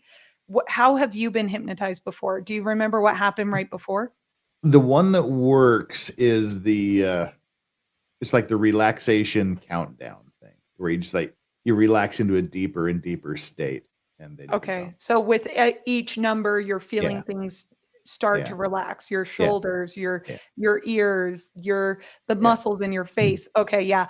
The one that I have found to be most effective for me is the if someone wants to, I probably shouldn't be saying this, but if somebody wanted to like rapidly induce a Let me take hypnotic note. state for me, it would be Let me pulling get on my my notebook. I got to arm. take notes. What was that? How do we do this? It would be like a Yeah. rapid pull on my arm. Um, and that's Weird. that's common. So, and we Really? we do it. Yeah. Oh yeah, we do it all the Mhm. time in like, so like you'll see through everyday life, it's super common. Yes, yeah, you'll see Like- powerful men, they'll grab the arm of someone else, and instead of shaking their hand, they'll yank the arm towards them, forcing the person to come towards them. Believe it or not, that's a suggestive technique that puts the brain into a subjective, like a very subconscious mode for a split second, and they're open to whatever suggestions you're giving them, both verbal and nonverbal, at that moment. And then- Putting the head up at like a 45, like just a 35, 45 degree angle, which is why everybody's up on a stage. It also triggers the subconscious thinking. And then for me, because how I told you last week, how I trained myself to every day on the hour tap the face of my watch twice. And so that's something I kind of just do now. And it's something that in my dream state, one, I feel that the watch isn't there. And it's a trigger for me. Mm-hmm. Hmm. And so those are all different techniques. For me, the most effective technique, especially with logical people like you, Jeff, is to do the countdown from 100, and it pisses off the brain so much that the brain gets like beyond frustrated and gives up. So you do 100, 99, 98, 97, 96, 94, 93, 90, 89, 82. And it pisses off the brain because the brain's saying, wait a second, that's not right. That's not right. And it's distracting that little guard in the front. But what you don't realize is that the voice is getting softer. The time in between the numbers is getting lower and like longer in between each countdown. And what's happening is you are slowly putting yourself into a suggestive state, and people just get zonked in like 2 seconds. It's really impressive to watch. Really Well, impressive. and see, like with that, I said the one that works for me is, this part of your body's relaxing, 98. This part of your feel the relaxation go to this part, 97. But it only works from feet to head with me. Not Is head to that feet. how you hypnotize people? There's so many different ways. You just gotta So figure out many which one ways. works for I you. mean, in that case, I get hypnotized because I listen to a sleep meditation every night. That's what they before- are. That's exactly Okay. what that is. That's hypnosis. Yeah. Well, then, yeah, never mind. Maybe I do, because it's like I haven't sent this. I tagged. I'm gonna pull it up because I literally listen to this every night, and it's my favorite, and I love it. Oh, And- okay, It yeah, throw gets it you in. in that semi-hypnotic state. That's why It- all the dream suggestion tapes It and stuff gets do me- that. I have to take a call real quick. Yes. It's this video, Sleep Talk Down Guided Meditation. Fall asleep faster with music and Yeah, spoken yeah. word. Oh, wow. It does say it right there. Hypnosis right there in the freaking title. I've literally been watching this. When was this posted? When was this uploaded? That's how suggestive and hypnotic it is. Wow. You didn't even notice. 4 years ago. I've been watching this probably for close to 4 years. And I've never, not once said or realized the spoken word hypnosis right there in the title. Yep. Yeah, it puts you into I've that always just- semi-hypnotic state, and that's when they give you all the "you're a good person, you can do it, invest in penny stocks, be a day Well, trader." For this guy, I love it because it's just like, the whole like from your body and breathing. And I really love the body and the breathing techniques because it just helps put me right out. And I used to have, Even know- Torres, I just drink NyQuil.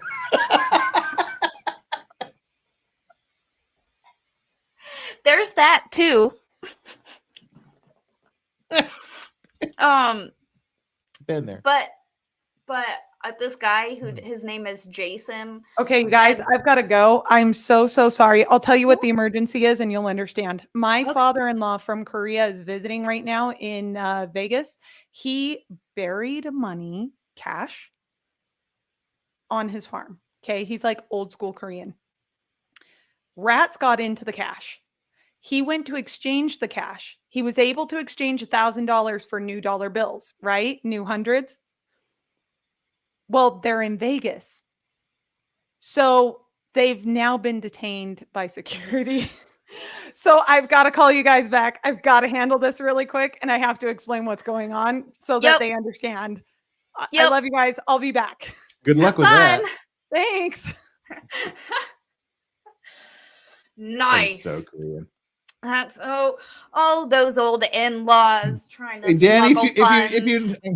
I'm gonna message Danny and tell if they actually literally need verification of this bullshit story to tell me, and I'll back him up.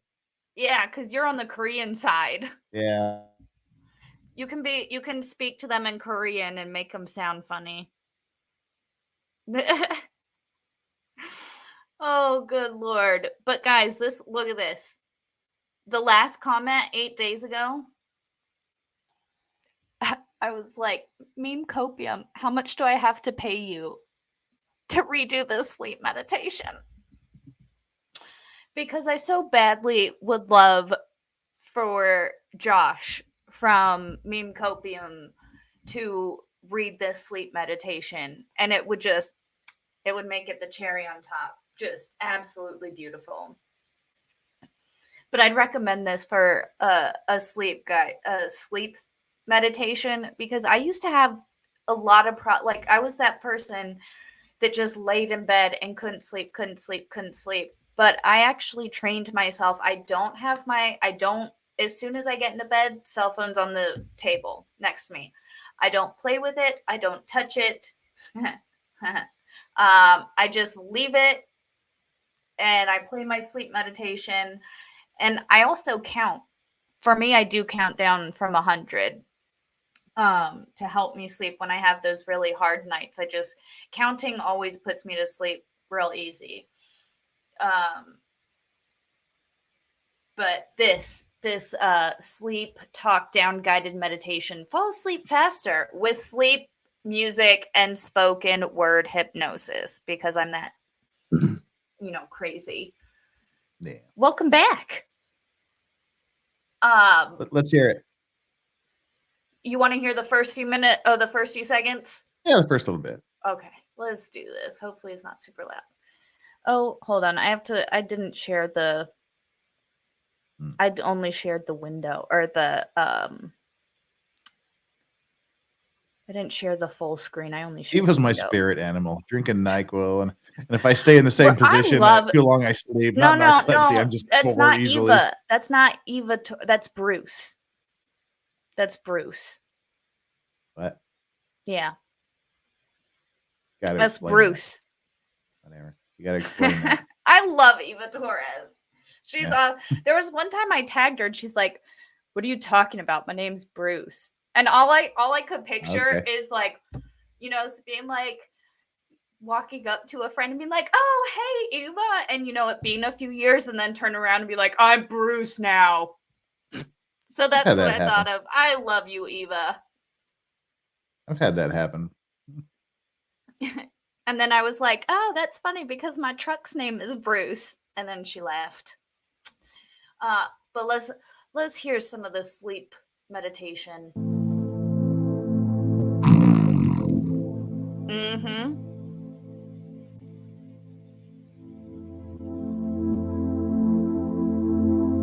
I don't know how soon he starts talking.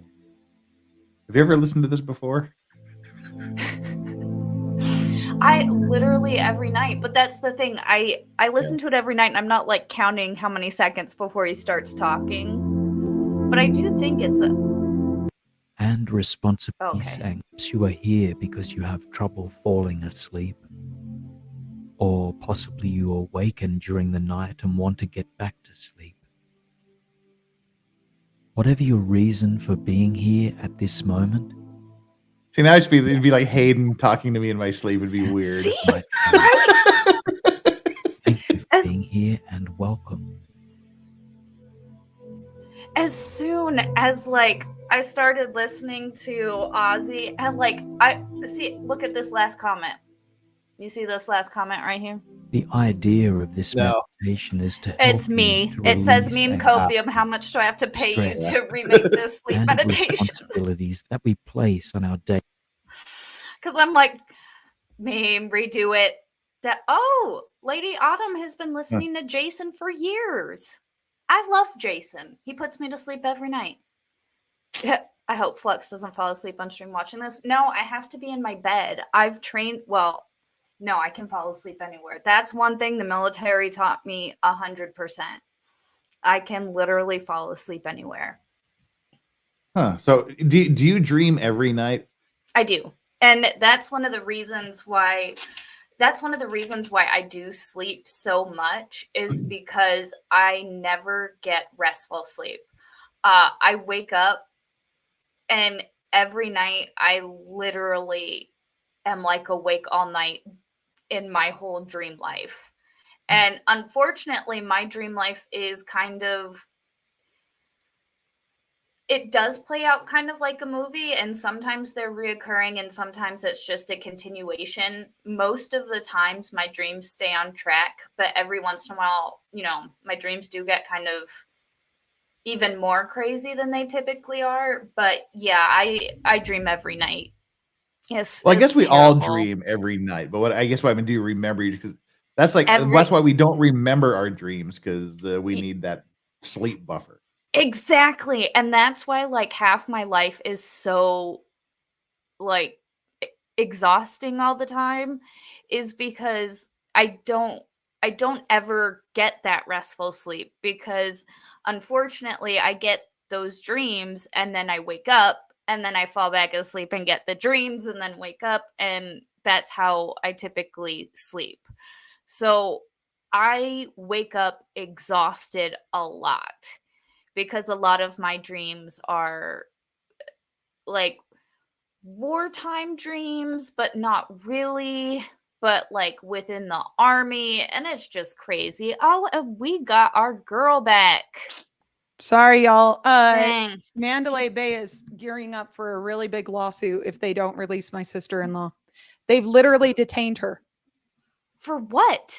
I don't know. They won't say. And they wouldn't tell her husband either. So I told him exactly what to say. I said, have my niece sit there and film them, walk in calmly, tell them exactly what happened, tell them they have no right to continue to detain them, and that if they do not release them, that you will be suing them for kidnapping. Nice. Do we need to go to Vegas? Dude, I'm pissed. It's Friday night. I'm pretty sure I could Oh. hop on a flight. I'm big mad. Like, they can verify Wow. it's not fraudulent. They can look at the bill and see it is $100 bill. Just because it has tears on it or is miscolored, I'm like, tell them to smell it. If it smells like rat piss, it's because it is, you dumb shits. Wow. That is insane. I can't believe it. I can't even believe this is happening right now. But this is my life. So welcome to the new United States of America. dude, how is it real? I'm like, how can companies be doing this shit? Well, I mean, the fact that we still have people who haven't been tried for January 6th yet. Like, yeah, they're just sitting there wasting away in jail. Welcome to America, where you're the criminal 100% of the time. Okay, sorry. Back to dreams. Well, again, it's if you need any Vegas lawyer referrals, I know a couple, including someone in the city's attorney office that worked in Korea for years and was a missionary here, and so I would understands love a those. referral in Vegas because I'm not licensed in Nevada. This is hella weird though. Have you ever heard of this? No, especially at a casino. Like, that's the weirdest thing. Of course, money like people These are always the bring. cutest little old Koreans too. Like, they are so effing That's cute. why. That's why. Because they're like, these people, they're just too cute. They're just too adorable. They must be smuggling because they're so not conspicuous. Oh, I'm so mad. Anyway. Apologies. No. We were still just talking about lucid dreaming and how I'm always exhausted all the time because I never get past my dream state. And it's horrific because every single night I dream and I wake up and then I dream and wake up and I never get past it. And I'm tired.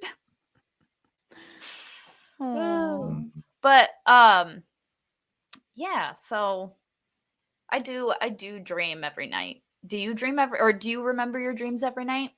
Me? Either of you? Oh yeah, I can count on one hand how many times I've fallen asleep and just woken up. Like without any dreams? Hmm. Yeah, yeah.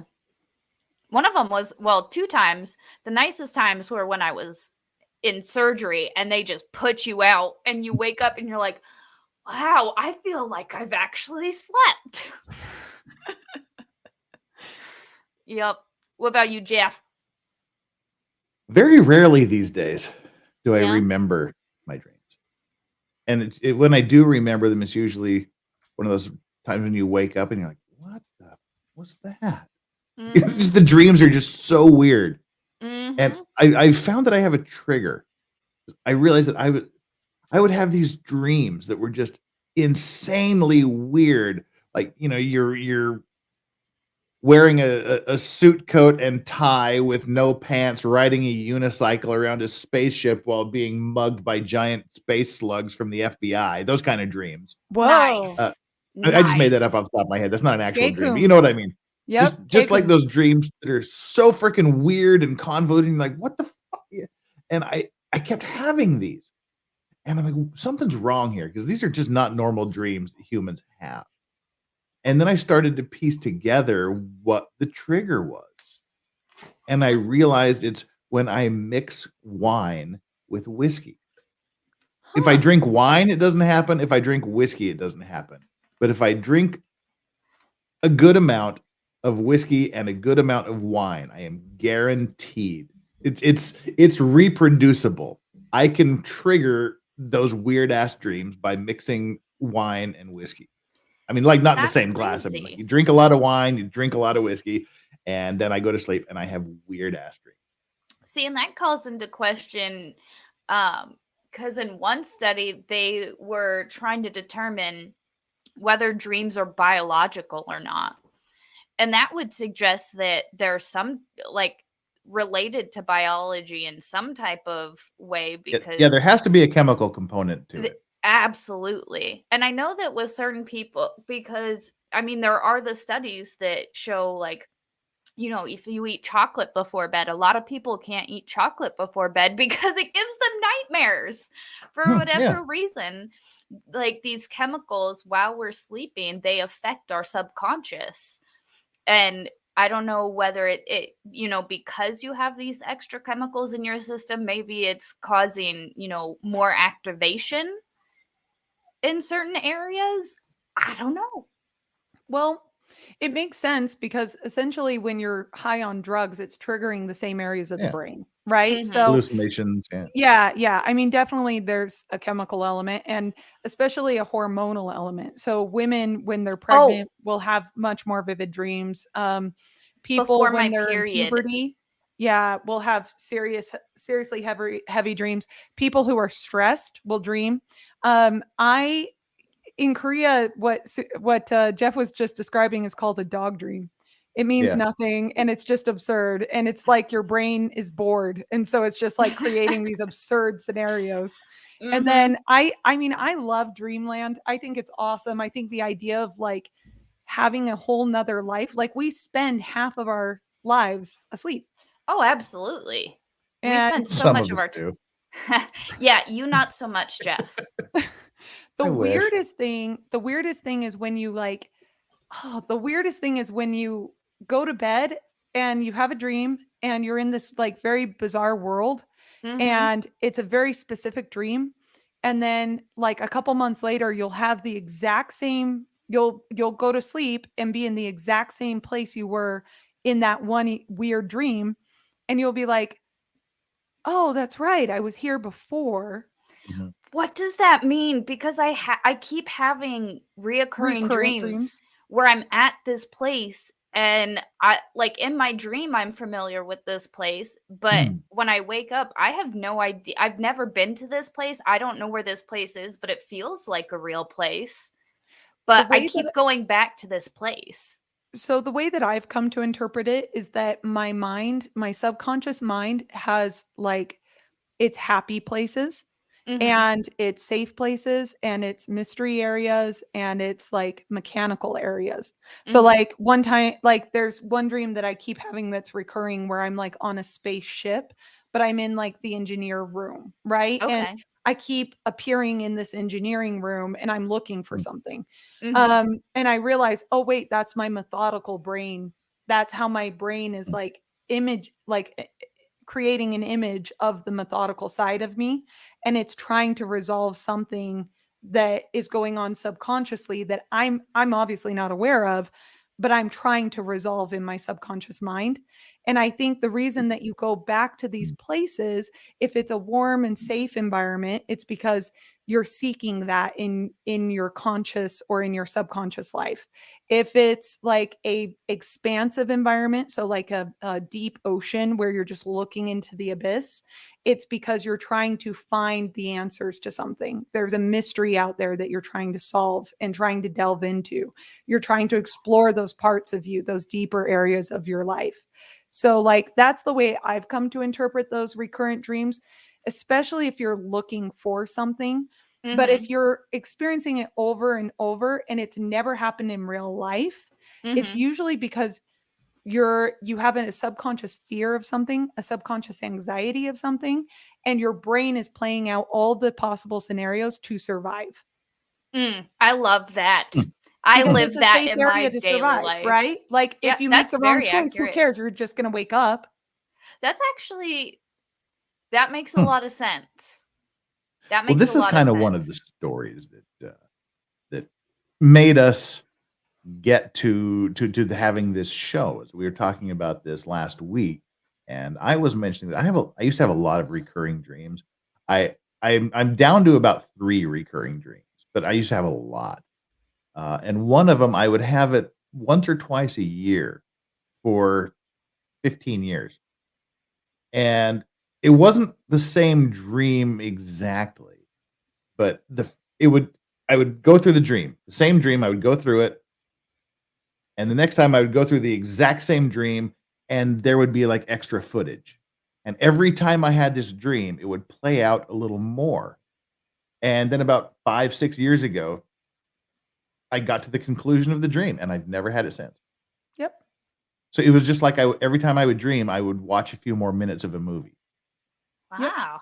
Your And brain's That's I neat. working out the scenarios and creating it to get through it to resolve whatever it is, whatever that blockage was in your mind. well, I wonder what it was because it was a weird ass dream that made no sense. What was it? If you feel comfortable sharing. No, I mean, I'm trying to remember because I hadn't thought about it for so long. It was it was weird. Maybe it was a wine and whiskey dream. It was kind of in a modern Old West setting in Seoul. It was in Seoul, Korea. Um, there was like an Old West kind of feel, but it was in modern Seoul, and it was in the back alleys of Itaewon, which I can talk about that because you both know what I'm talking about. In the back alleys of Itaewon, but it was up on a mountain that doesn't exist. But it was up on a mountain, and it was like this multi-level, like if you took like a bunch of old Western style houses and made like a giant multi-level apartment or condominium out of it. And there's Okay. scaffolding running up the front. And I would be walking through like the prostitute section of the town looking for someone. And it was weird because the prostitutes would be soliciting everybody else and they were just ignoring me, which I can't even pay a prostitute to pay attention to me. That's probably what it meant. But no, so I was running through trying to find whoever it was I was trying to find. I can't remember. But then that would lead me out behind where they were. They had all their red light district set up, and then I would go up through this old west scenario where there's like Indians and cowboys and shit. And I'm like going up in this. They keep building it higher as I'm trying to get there. And then I can't remember how it ended anymore, but it was like this chase, this weird, like it wasn't a chase. It was like searching for someone. Now that I talk about it, it kind of sounds like sense, like I was like trying to achieve something, but I don't know. Can I interpret it? Go ahead. Okay. I'll This see is if I my can remember anything interpretation. else. So first of all, it's important to know your background. I'm sure all the viewers here know, but you're from Utah. You ended Yeah. up going on a mission in Korea, and Yeah. then you came back, and then you eventually married a Korean woman, Yeah. got a divorce, Yeah. and here's my interpretation. Okay, Generally, when you see a mountain in a dream that doesn't exist in real life, but you've placed it in a certain area, it's symbolic of achievement or a journey, usually a life's journey. Okay. It's like a long hike. Life is a long hike, and it's very reminiscent of that. It's also stagnant. It's not going to change. So that you're trying to seek out fate. You're trying to find something in your fate, something in your life's journey, your life's path that is made for you, designed for you to achieve what it is you're wanting, your heart's desire. So you're going through this journey and you come across the red light district, essentially, and you're coming to realize that you don't just want something sexual. Okay. This, what it is you're searching, you may have initially engaged in for biological reasons, right? And you're there in this journey, but it's not satisfying to you. And frankly, it's not fulfilling to you. These women aren't even noticing you. So it's And not I guess I wasn't noticing them either. It was like right, kind of the right, get out of my way thing. right. I'm moving So through. I'm looking for somebody. right. And it's also reminiscent of adolescence, because when men especially are in that mindset, it's generally in their early 20s, 30s. So your brain is actually Yeah. processing the trauma of these relationships, and you're going through this sexual frustration, you're pushing through this, even though you're not feeling it in the dream. It's symbolic of that, which is great, which is why hypnosis is so wonderful as a healing mechanisms, because you get to imagine things, symbolize your emotion, but not actually recreate or feel that event or feel the emotion. Mm. It's a way of your brain basically taking all that emotion and putting it into a storage box and stacking it on all the other storage boxes. So it's a really nice way to deal with traumatic events without reliving them. So it's likely that there's some kind of sexual tension or ways in which you used to view women that changed over time as you were achieving this goal. Okay. The ways you interacted with people changed over time. You And I grew know up. You this, just don't want sex anymore. Good for you, Jeff. No, that's certainly not it. but that wasn't his And- goal. That's the point. That's the point, is initially in his early part of his life, he's trying to reach and attain this fate in his life, this sense of meaning, and he's going through the motions, right? Like one does. He's following this journey, and you said you kept going up levels, right? Yeah. Yeah, so that's indicative of aging over time, right? Going through this progression in your personality and who you are to reach where you need to be. So it's not just that you were looking for something, it's that in the dream your subconscious mind was wanting a state of being that you were meant to be at a certain age, at a certain time in your life, and when you reach that state of being, the dream stops.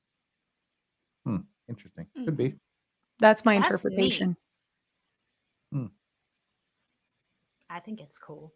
And it also makes sense, the Western theme, right? This old Western Yeah. theme, because there's this sense of rugged individualism. So that must be a core key aspect of your personality, that you don't rely on anyone else. No one should rely on others. You can take care of yourself just fine. And the world should at least operate in that sense of rugged individualism. And didn't you say the hat you're wearing is like a replica of a Clint Eastwood hat? Oh yeah, this is the Pale Rider. So there you Pale Rider go. hat. So there's my dream interpretation. Take it or leave it. That's cool. That's neat. Anyone else turn. have fun dreams? Let me tell you my it's like my turn. I want to have my dreams interpreted. Okay.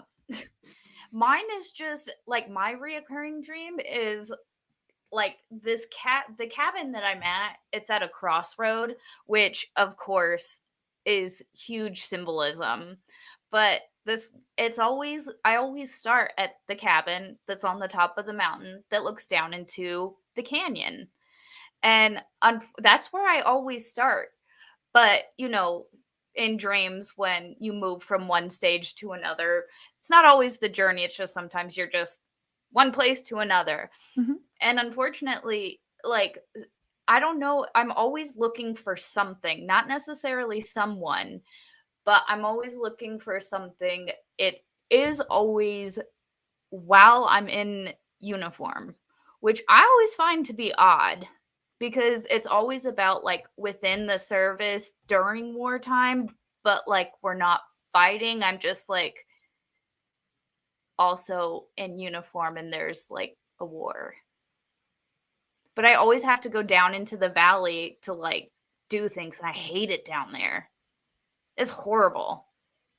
I wish I could live on my fucking mountaintop forever and never have to go into the valley where all the war and terrible shit and life is. Flex, you know the meaning of this dream. I know the meaning of my You dream. know the I do. meaning of this That dream. is Like, the meaning of your That dream. is the meaning this is of my dream. this is so clear. So I mean, you start off at home. Okay, a cabin is home.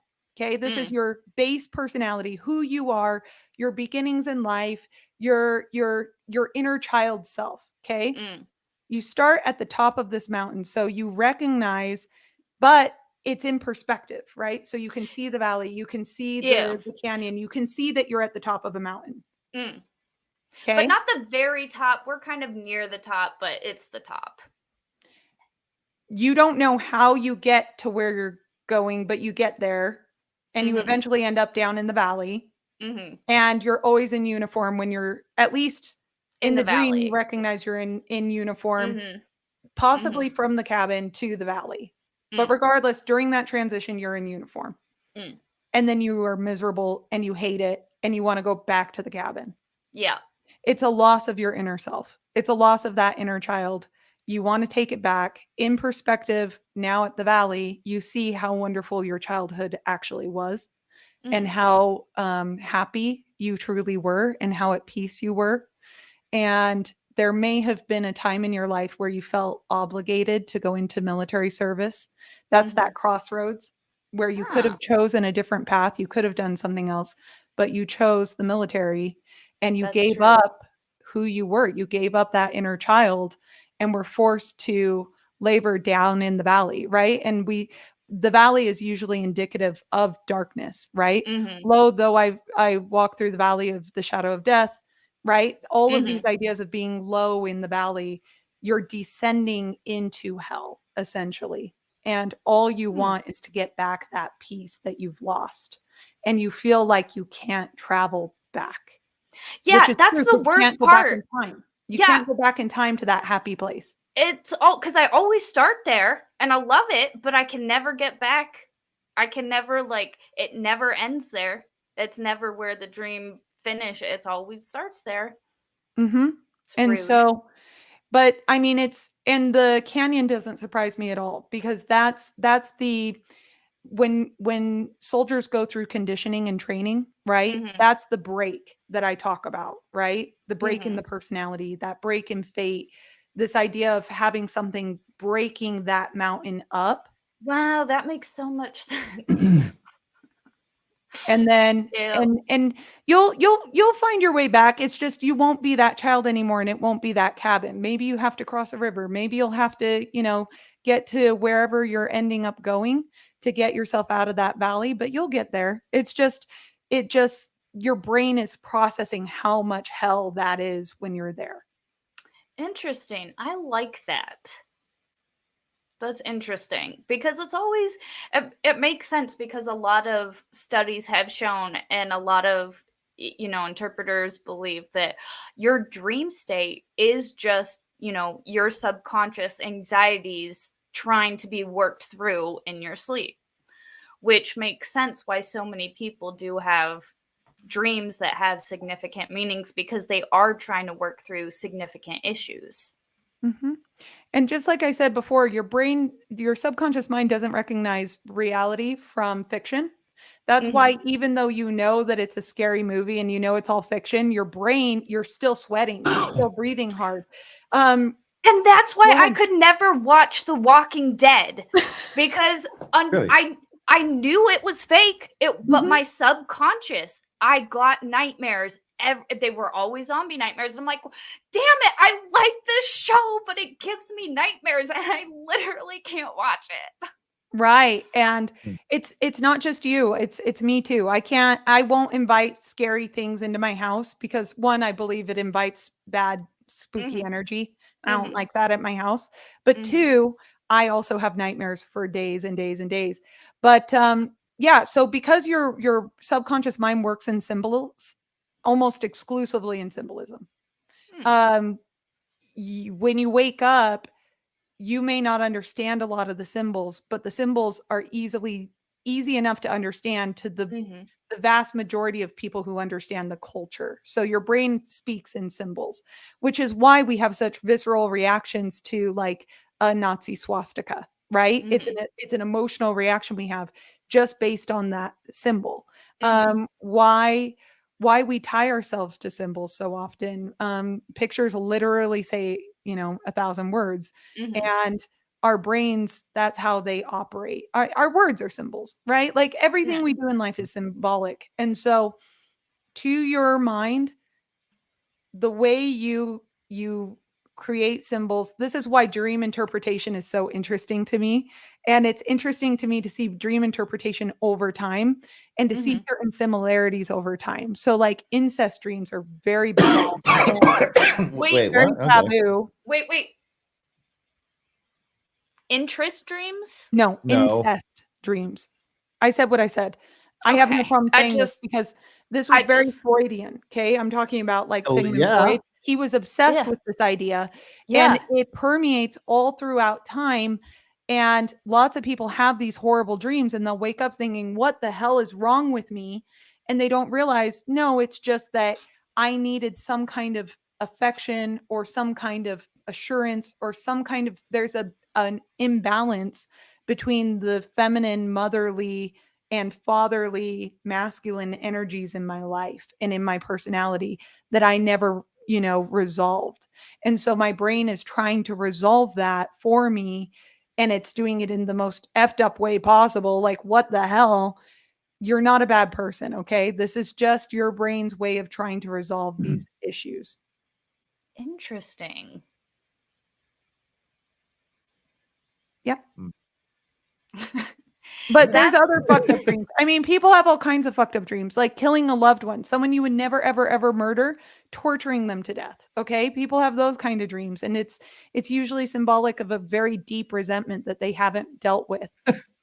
what It sounds about like it. yeah. Yeah, cuz that sounds and like I know because with one of the articles we were reading it talks about how like not only like for instance being chased not only is being chased symbolic but also what is chasing you is Mhm. symbolic like whether it be an animal or a person or and what type of animal is also indicative of like what the dream could mean which Mm. is just like you could just keep going on and on and I just want to know. I want to know what causes it.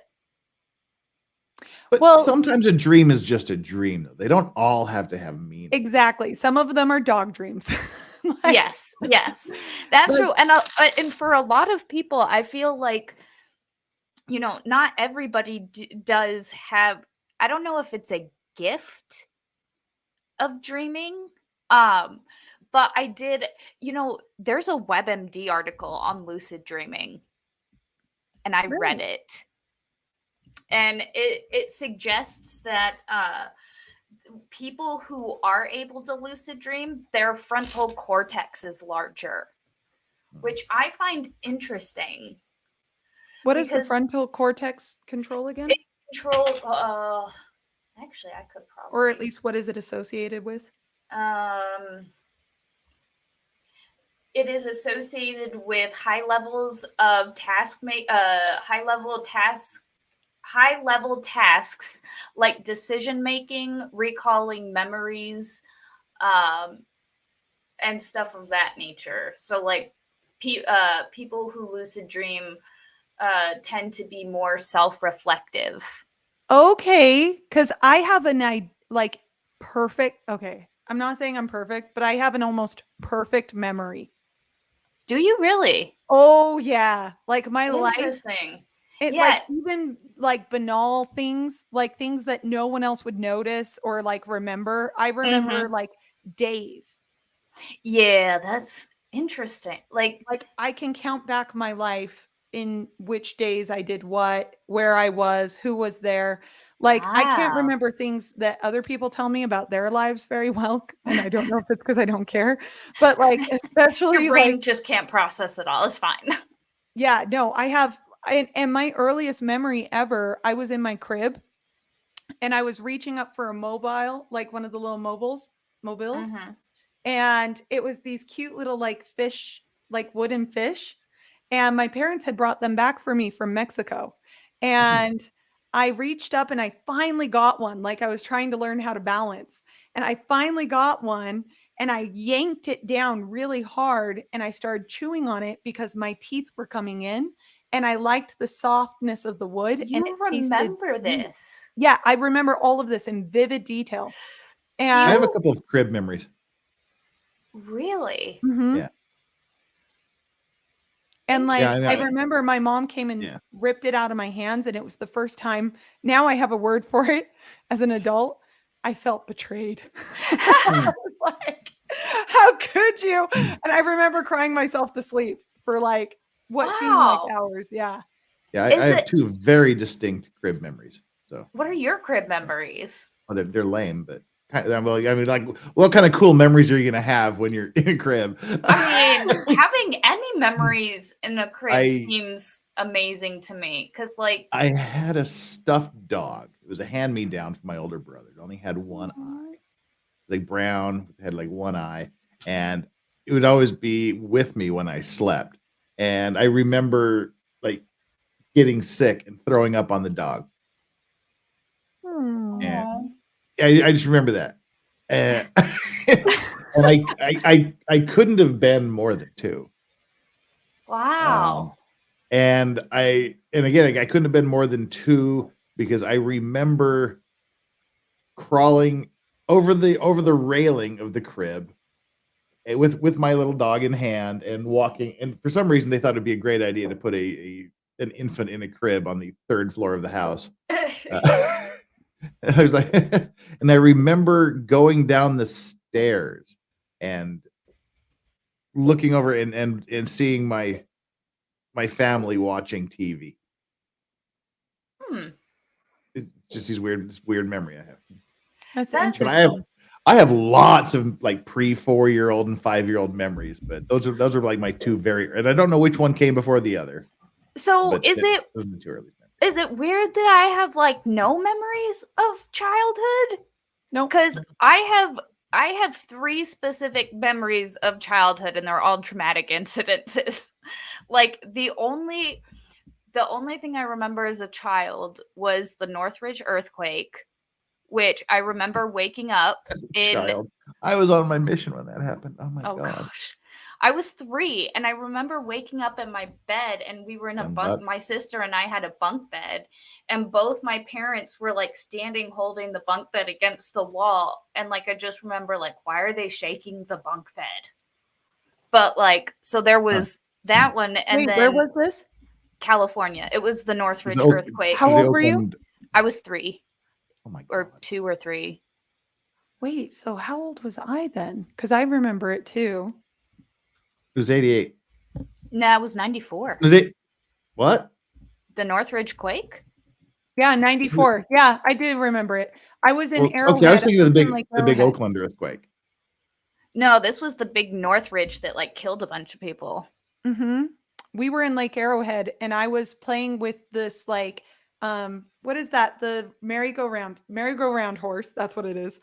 My grandfather, like, collected antiques, and so he had this old merry-go-round horse that was up on a stand, and we weren't allowed to touch it or ride on it. So what did I do? I waited till nighttime. And, like, I remember playing on the horse, and it wasn't at nighttime that it struck, though. Yeah, yeah. Was it? Mhm. Because I remember looking up from where I was sitting next to the horse after I got down, after I had had Mhm. my fun. I got down and I look over and they had this beautiful stained glass window and it was Mhm. going like this back and forth. Ooh. And like then I felt kind of like a little shake and I was like, "Oh, Yeah. that was cool." That might have been one of like the aftershocks, but like that I think it happened at some point in the middle of the night. But I think that's probably my first memory. Yeah, Because it I happened at was 4 a.m. Yeah. And I was 3, and then the next memory I have is when I was 4 and my mom had a grand mal seizure. Oh. And she was reading us a bedtime story. So that was like kind of like threw us off of her lap, and that was horrible. But that I'm just like freaked out. Like you guys weren't even around in the big '89 earthquake in Oakland, which is what I thought you were talking about. No, but I had dreams about freaking earthquakes in Oakland all the time. I lived in Vacaville and I was 10 years old, and I would have consistent nightmares of the Bay Bridge dropping on the top level and like squishing our car underneath. Ooh. No, because it was '89 and it was October of '89. Because I remember because I was on here on my mission. We were, and you can't, Mormon missionaries, we're not supposed to watch TV. We're supposed to be focused on the Lord's work. But we had one investigator that we were teaching, that he'd lived in the States for a long time. So he's like, "Hey, you guys want to come over and watch the World Series?"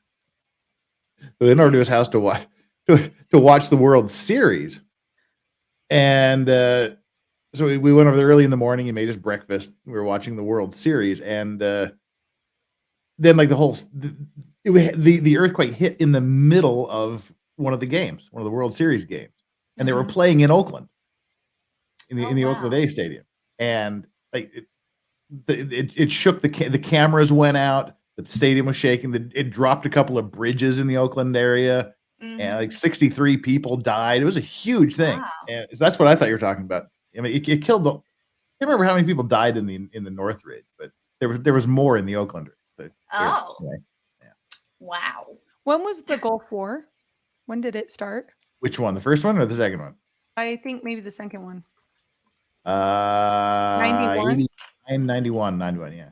Because I remember that. I remember being in my diapers and crawling up on this. We had like a wooden, and it would make sense. I was 1 year old then. So I crawled up on like this little wooden thing, entertainment center, and I was looking at the TV, and I remember seeing a tank just going over the dunes like this. And like my mom was freaking out. Everybody was freaking out. And I remember hearing war, the word, over and over again.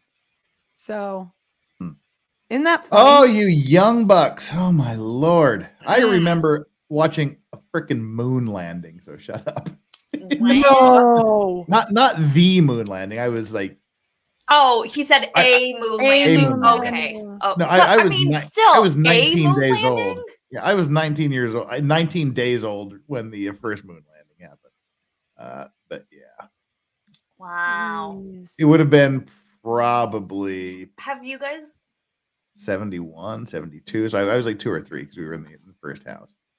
Have you guys seen the episode of Judge Judy where there's an earthquake? No. Oh, it's so great because they don't stop filming and they don't cut it out either. What does she do? She's just like she just stands up, kind of looks, and just sets herself out. Doesn't say a word. She just stands up and like leaves, and everybody's kind of like, "Oh my God, what's going on?" And they're like, "It's an earthquake." But she just kind of sits there, feels what's going on, and she's like, "Yep, I'm dipping." That's funny. But that was, I love that video. That's a great video. But Well, what about these dreams? Because like I said, the recurring dreams I have, none of them are good. They're always like weird. See, and that's like, what makes they're trauma based. My recurring dream, except for that one that resolved itself, the ones I have are all trauma based. And I've talked about this before. A couple of them center around the law school, the bar exam, things like that. And that's one that I have a lot to this day. And we're talking 28 years have passed since I took the bar exam. But it's like I wake up, it's finals day in law school. I go to the school, I go into the test, you grab your little blue book to write your essays in. Back before computers were commonplace, you had to actually write in a book. So you took your essay book, Then you go down, you check your name off the list, you sign in as taking the exam, and I go there and I'm looking through the list and I'm not on the list to take the exam.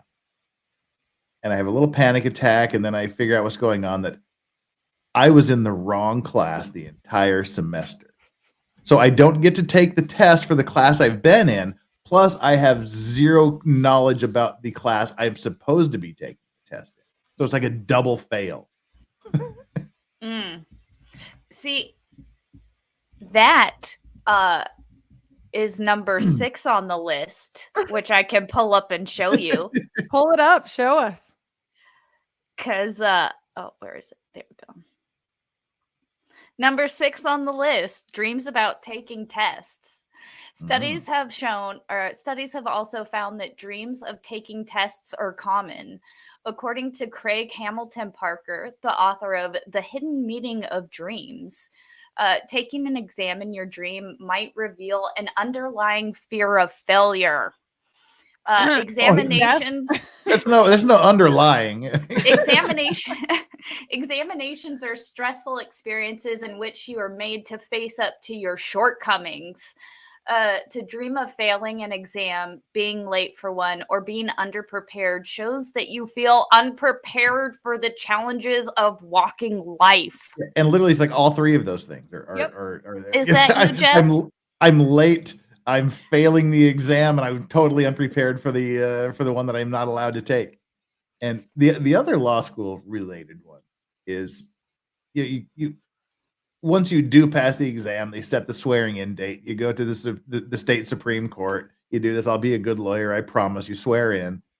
And the other dream is I go there for the swearing in ceremony after I've passed the bar and done everything, but I still go there and they're like, "What the hell are you doing here? You really actually didn't pass the exam." Oh, I know what that's about. What's that about? What's that about? Oh, that's easy. That's the imposter syndrome. Oh yeah, absolutely. Yep. Absolutely. It's imposter syndrome. It's a fear of showing up thinking like, and you are the imposter to yourself too. You thought you passed. You thought you deserved to be here, and you are terrified that one day, even where you think you're confident and where you think you're successful, you're gonna fail, and everyone's gonna know it, and you're going to be exposed as this loser. That's exactly what that is. Oh yeah, absolutely. And I'm like one of the worst walking cases of imposter syndrome on planet Earth. But why? Oh, it's funny. No, it's awesome. funny because I am, and then I am. When I go to speak at places or I participate in panels or things, like people are like reading off my bio, and I'm like, that guy's fucking awesome. Who is that? That ain't me. You really are. Even on my show, we started going over his bio, and like I had no idea all the shit he's done and how amazing he is. But that's what the imposter syndrome's about. You know, I'm just a dude. But I'm just a dude that hangs around and plays video games and just sits around like a lump. You know, and so then like other people are doing, and I think it started like the first time I got a call from the U.S. ambassador to ask me a question. I'm like, is he calling me for? He's like, well, it was right after 9/11. I was just sitting there in my office, like you get this call, gets transferred. The U.S. ambassador would like to speak to you. Please hold. What? And I thought it was one of my friends just toying with me for a second, but then it was him. And I'm like, what? He asked me all these security questions. And I'm like, what? Why are you asking me these? Well, you're the longest residing American citizen in Busan, so we figured that you would have more information about this than anybody else.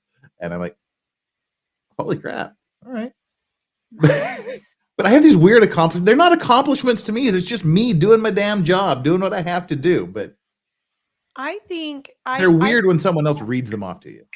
The people who I've seen who have the worst imposter syndrome either A, have very abusive parents who make them feel so worthless growing up that there's no way they could ever amount to who they are today.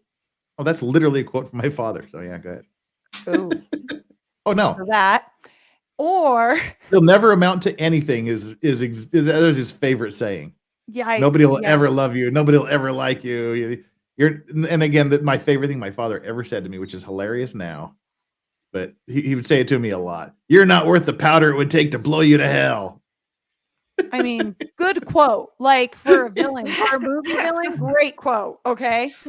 But like, Well, Jeff, that's not oh yeah, okay. You know that's not true. Like Cle- you know how oh yeah, accomplished you are. You know yeah. that everyone looks up to you and really admires you and like Well, is that's impressed what by the you all the imposter time. syndrome is. You know it's not true, but you feel that way. Okay. Oh yeah, no, that's hilarious. It's like I said, my dad left the army in 1954, but he never left the army. Dude's 87 and he still has a high and tight haircut for what haircut he has left. Lord. No, like literally, he hasn't changed his hair since 1953.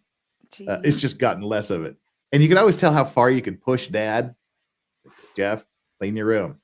All right, I'll get to it. Jeff, clean your room. Jeff, clean your room. Jeff, I said clean your room. Then he'd be, get down there and clean that room, or I'll go down there. I'll kick the shit out of you. I'll knock you up and down. I'll mop the fucking floor with you. If you don't, okay, all right. He starts getting into that drill sergeant voice. Get down there and clean that room, or I'll mop the floor with you. Yeah. And another thing, whenever someone says, I have more backbone in my little finger than you have in your entire body, don't What say, the hell but does why that do you, mean? why do you have why is your backbone in your finger? Don't ask that question because I mean, you're not it's the supposed right to ask. question to ask, though. I got It begs the more question, backbone in my why little is finger than you backbone in have your in your finger? entire body. that was a popular one too. It means you a weak ass bitch. Oh, Jesus. Mop the floor with you. More backbone in my little finger. Kick your ass up and down the block. Not where the powder take to blow you to hell. And like You I a would always soup have sandwich. That one was fun. soup I like sandwich. I like the soup sandwich one. Yeah. The other group of people who I've noticed have the worst imposter syndrome. There's two groups, right? So there's the ones who have like either been abused by physical abuse, emotional abuse, or neglect as children. So Mhm. they never felt worthy of anything they accomplished. The other group of people who have really bad imposter syndrome are those who never were challenged.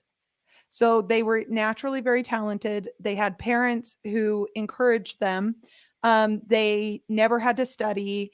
They just got it. They were really smart. And then the minute they start failing at something, it makes them question their entire Mm. reality. They're like, wait a second, did everybody just kind of look the other way while I got in here? Like, how did they not know that I was That a one's loser me. I got years that ago? one. So imposter syndrome is by far the most common thing I found in law school because most law students aren't challenged until they get to law school. And now they're all B students where they were all A students growing up, or they were abused by their parents. And so they felt like they had to prove something like, I can do this on my own. I don't need this. I can be my own person. I can live my life. I can be an accomplished person. And then they get there and they're like, and then they get challenged too, and they get a B or a C, and they're like, "Oh shit, I knew it.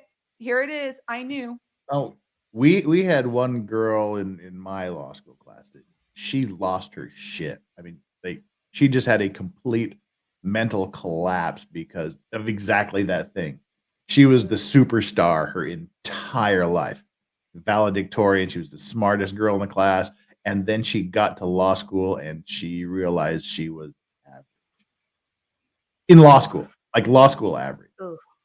and it freaked her out, and she lost it completely. Yeah. It happens a lot too with lawyers when they lose their first case. Mm. If they did really well in law school, but then they lose, they're like, this is and instead of accepting it and in developing, like I feel like lawyers have two modes. There's like I'm better than everybody. Like, what is that called? A God complex Mhm. or a massive inferiority complex. And there's like no in between Yeah. with lawyers. It's like, and we may fluctuate based on the day. Like some days we're like, I am God. I knew I was this brilliant all along. And then, other days where you're just like, I can't send this email because if I send this email, they're going to know I'm an effing idiot. And I know I can't ask for help because if the other attorneys know that I don't know what I'm doing, then I'll get caught and I'll get fired. But if I don't ask, then I'll get fired anyway because I'll fuck it up and I don't know what to do and I don't know who to talk to. And I give up. So Luminous Grin says The Paper Chase. Yeah, that's a hell of a movie. I've never watched it. I'll never watch it. Yeah, it's about Harvard Law. 1L's at Harvard Law. That was literally on TV the night before law school started for me, and so I was just freaked out. That was literally on TV the night before I started law school. Like, That's great. insane. I Oh, would good never watch that. lord. But back to dreams, you were saying that you have dreams that are like traumatic. That Yeah. doesn't surprise me at all because again, your brain can't. Oh, here's the other thing. Your brain can't tell the difference between traumas. So, Really? yeah, so with PTSD, when people are triggered, they have a triggering event. It's because the brain can't tell the difference between a gunshot, a misfire of a car, That does make sense. or an engine, a firework. I can't. So, like a second ago, when you were pretending to be your dad and you were quoting your father, Yeah. it immediately put me to where I was being abused by my father Mm. and triggered in me this like reflex of like hiding. And, Like, I let didn't me even put my realize I hood was doing on. it. I didn't even And- realize I was doing it. And I'm like, oh, wait, this looks I- ridiculous, right? I Like, thought you were doing that on purpose. I'm like, is she doing Yeah. this to like show this is an uncomfortable situation? no, it's just. Oh, see, and I'm my like, I'm defense boring her mechanism, with I my would stupid hide. stories because I'm just an imposter. Yeah. Yeah, no. That's what I was thinking. I was just boring you. God, but no, I would hide. And so that's the sad thing with trauma is a lot of people, especially with like sexual abuse and sexual abuse survivors, they'll restart relationships with new people and the new person may do something very benign, right? And that other person who has the sexual trauma all of a sudden bursts into tears and they don't even know why. And Well, all I of had a a sudden they're girlfriend having like that, yeah. flashbacks of the event and all of these things. And they're like, what the hell just happened? You know, and they're reliving these experiences and they're like, all I wanted was to get some orange juice from the fucking fridge. And they have to then go back into their mind and figure out, okay, why was I triggered by orange juice, right? And there's a book that this one woman released about her abuse from her parents, where her parents would like scream at her and beat her every time she'd like drop a little bit of like pour her drink over, like tip her drink over. And she didn't realize how deep it went until she was an adult and she accidentally dropped a cup and she started apologizing like profusely to her friend and like burst into tears and had a full like anxiety attack and realized, holy shit, like I have not healed from any of that trauma. I just pretended like it didn't matter because I grew up and it's no longer happening to me. Yeah, But I in had a your girlfriend that subconscious was mind, it never definitely. stopped. It's like it was like it's happening right now. Yeah, this girlfriend back in college. We were just sitting in my place, and I mean, forever we'd been together, and I still don't even know what it was, but I touched her thigh like in a certain way or in a certain place, and she went nuts. And I'm like, whoa, okay, we need to talk, don't we? Because I mean, it was clearly had triggered something someone had done to her, and then I got the whole backstory. And I'm like, shit, you know, and it was just that one little thing. Mhm. They hadn't mentioned it in a year or so that we'd been together. You know, we'd done a lot of touching, but it was just that one way in the one place, and it just triggered her. And it's like PTSD is a freaky thing, which is what I know. Flex, you've mentioned you have the military PTSD. Fun times. Ugh. 'Cause I had a friend that was he was a Marine during the first Gulf War, and we were just hanging out one day, and we were riding our motorcycles. We just filled our motorcycles up with gas. It was one of my vacations back to the States, and it was late at night in a parking lot of a 7-Eleven, and we were walking back from paying for the gas. This is before you paid, before prepay. So we were walking back to the motorcycle, and a car backfired on the street, and he hit the deck so fucking fast. I mean, this car just backfired, and boom, he was on the dirt. Mm-hmm. Damn. Yeah, it's funny just in like an instant it flips a switch. It could be a sound, a smell, like just seeing something and just in an instant it takes you back to that exact moment where you're like, oh shit. And it's, I mean, like for me, I I have I have a really bad time like driving. I have a lot of issues with driving. And like to this day, I cannot drive like you drive on the road, you see a piece of trash on the side of the road. To anybody else, it's like, oh, it's a piece of trash. But to me, like, fuck, that could be an IED. Like my Mm. butthole puckers. I try and get to the closest, like the Oh. furthest side of the road.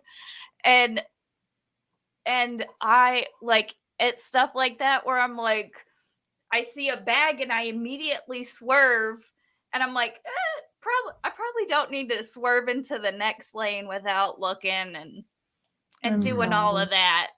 But yeah, I still drive by a piece of trash and it makes my butthole pucker up a bit. Does it manifest in your dreams? PTSD. Actually, uh does it? It's like these Interesting. things like I'm talking about. Law school with just testing. I test so poorly that the testing is what's like shows up in my trauma dreams. See, and I feel like especially once I did get out of the military and I really like kind of lost myself, my dreams just got really bizarre and all over the place. Especially with that loss of identity. And like for me, 2020 was a year. It was a fucking year. Like my military service ended, my Miltech service ended, my dad passed. And so for me, a lot of my anxieties and a lot of my stress, I refuse to like I was raised you don't do the whole emotion thing. So it's really hard for me to have any type of reactions or like I feel it, but then I also just like stuff it down. I'm like, okay, fuck that. We're not going to talk about that. We're not going to go near that. And so I do feel like a lot of my dreams are me trying to work through a lot of my issues that I just refuse to confront in my conscious self.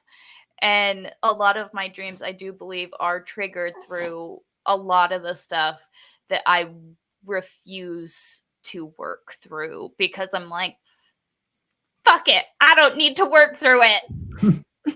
Yeah, no, I mean, you're absolutely like somebody, Eva Torres was like, the unexplained, explained by we all have trauma and shit in our lives.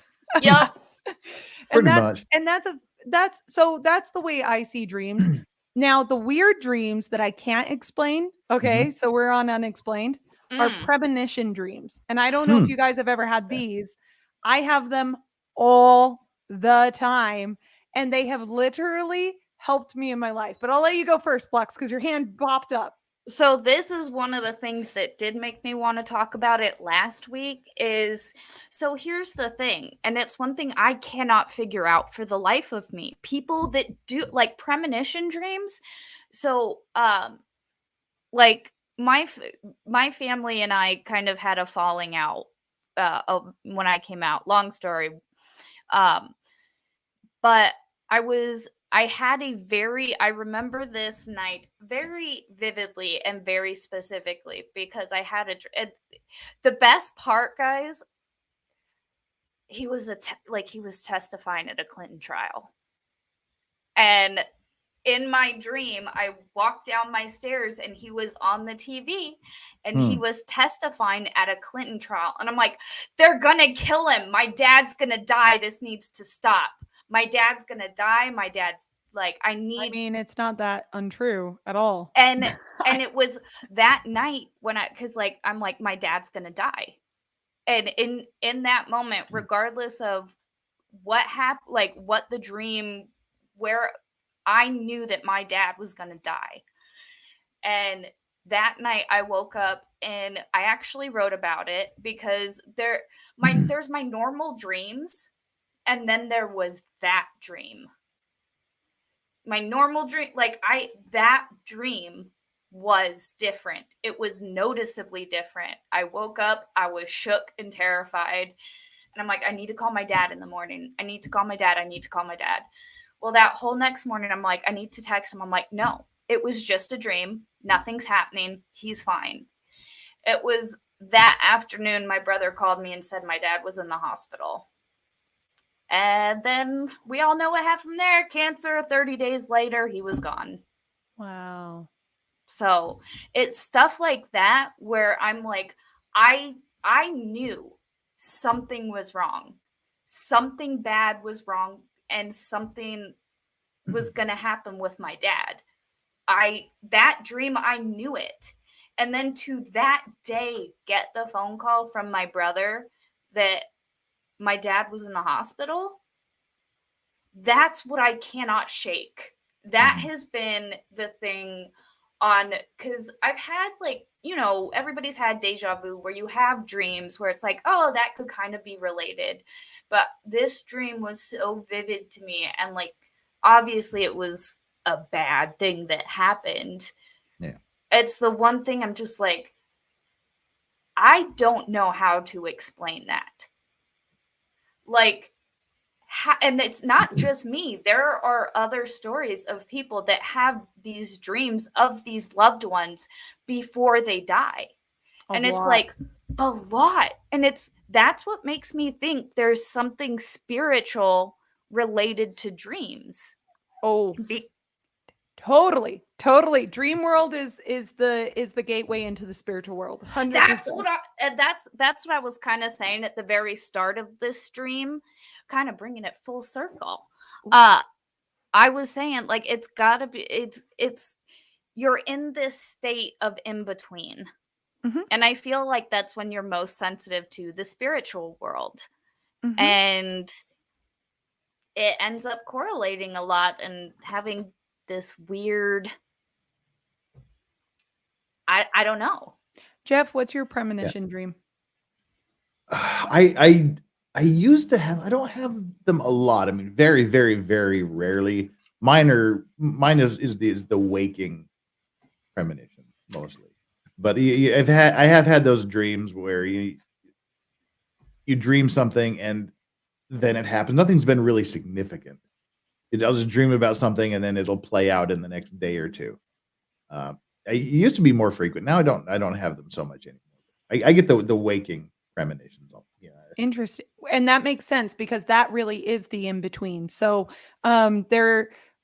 when you have a dream journal, and this is, I guess, just advice for everybody out there who's listening, when you're still half awake, half asleep, that's when you want to write down whatever your dream was the night before.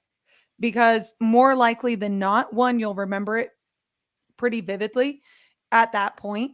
And two, whatever premonitions or whatever things on the other side are trying to influence you, or whatever subconscious things you're trying to deal with emotionally, you can articulate much better when you're in that half awake, half asleep mode, because your brain is not judging. It's simply in observation mode. Your conscious mind is not judging how you feel. You're just observing how you feel and articulating it. And so it's a really powerful time to write down whatever impressions you're having in your life. For me, by waking premonition, I mean premonitions while I'm awake. Like, oh, okay. So when you have a waking premonition, what is that like? It's the feelings kind of thing. I mean, they can be very, very clear and specific thoughts in the head, or just like the general. And I think we've all had them. Like I haven't talked to so and so in a long time. I should really give them a call. Just like someone you literally haven't thought about for 2 years, and you'll get a thought to call them, and then they're in some sort of situation, and they're so happy you called. They were looking, they needed something, and we have, or the phone rings, and it's Dave. Mm-hmm. Before you answer, or you're listening to a song in your head and you turn on the radio and it's that song at that exact moment. For me, I mean, it's not really a premonition. It's just kind of a weird coincidence. I do a lot where I'll either be typing something and like listening to the radio and typing, and we'll type the same word. I'll take the same word that's being said, and I go, that's kind of weird.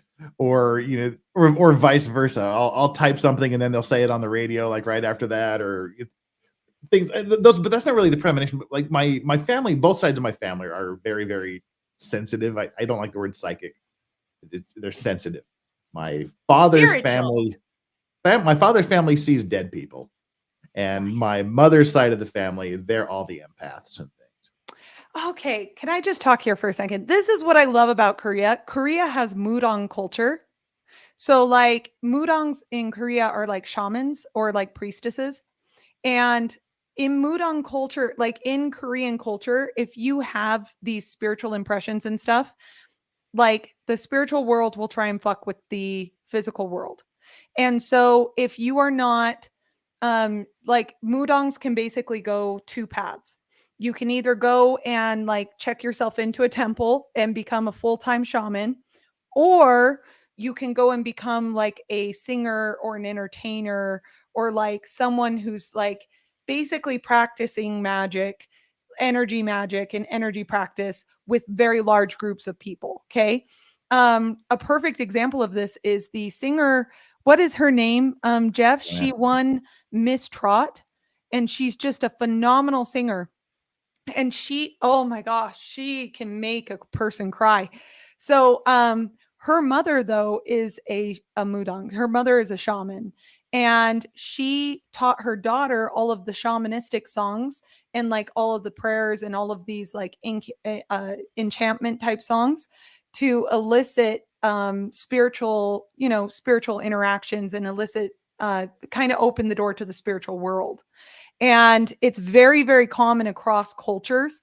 But with people, with family members who have spiritual gifts, it usually passes down in lineage. So if you were a mudang, it's more likely that your daughter will be.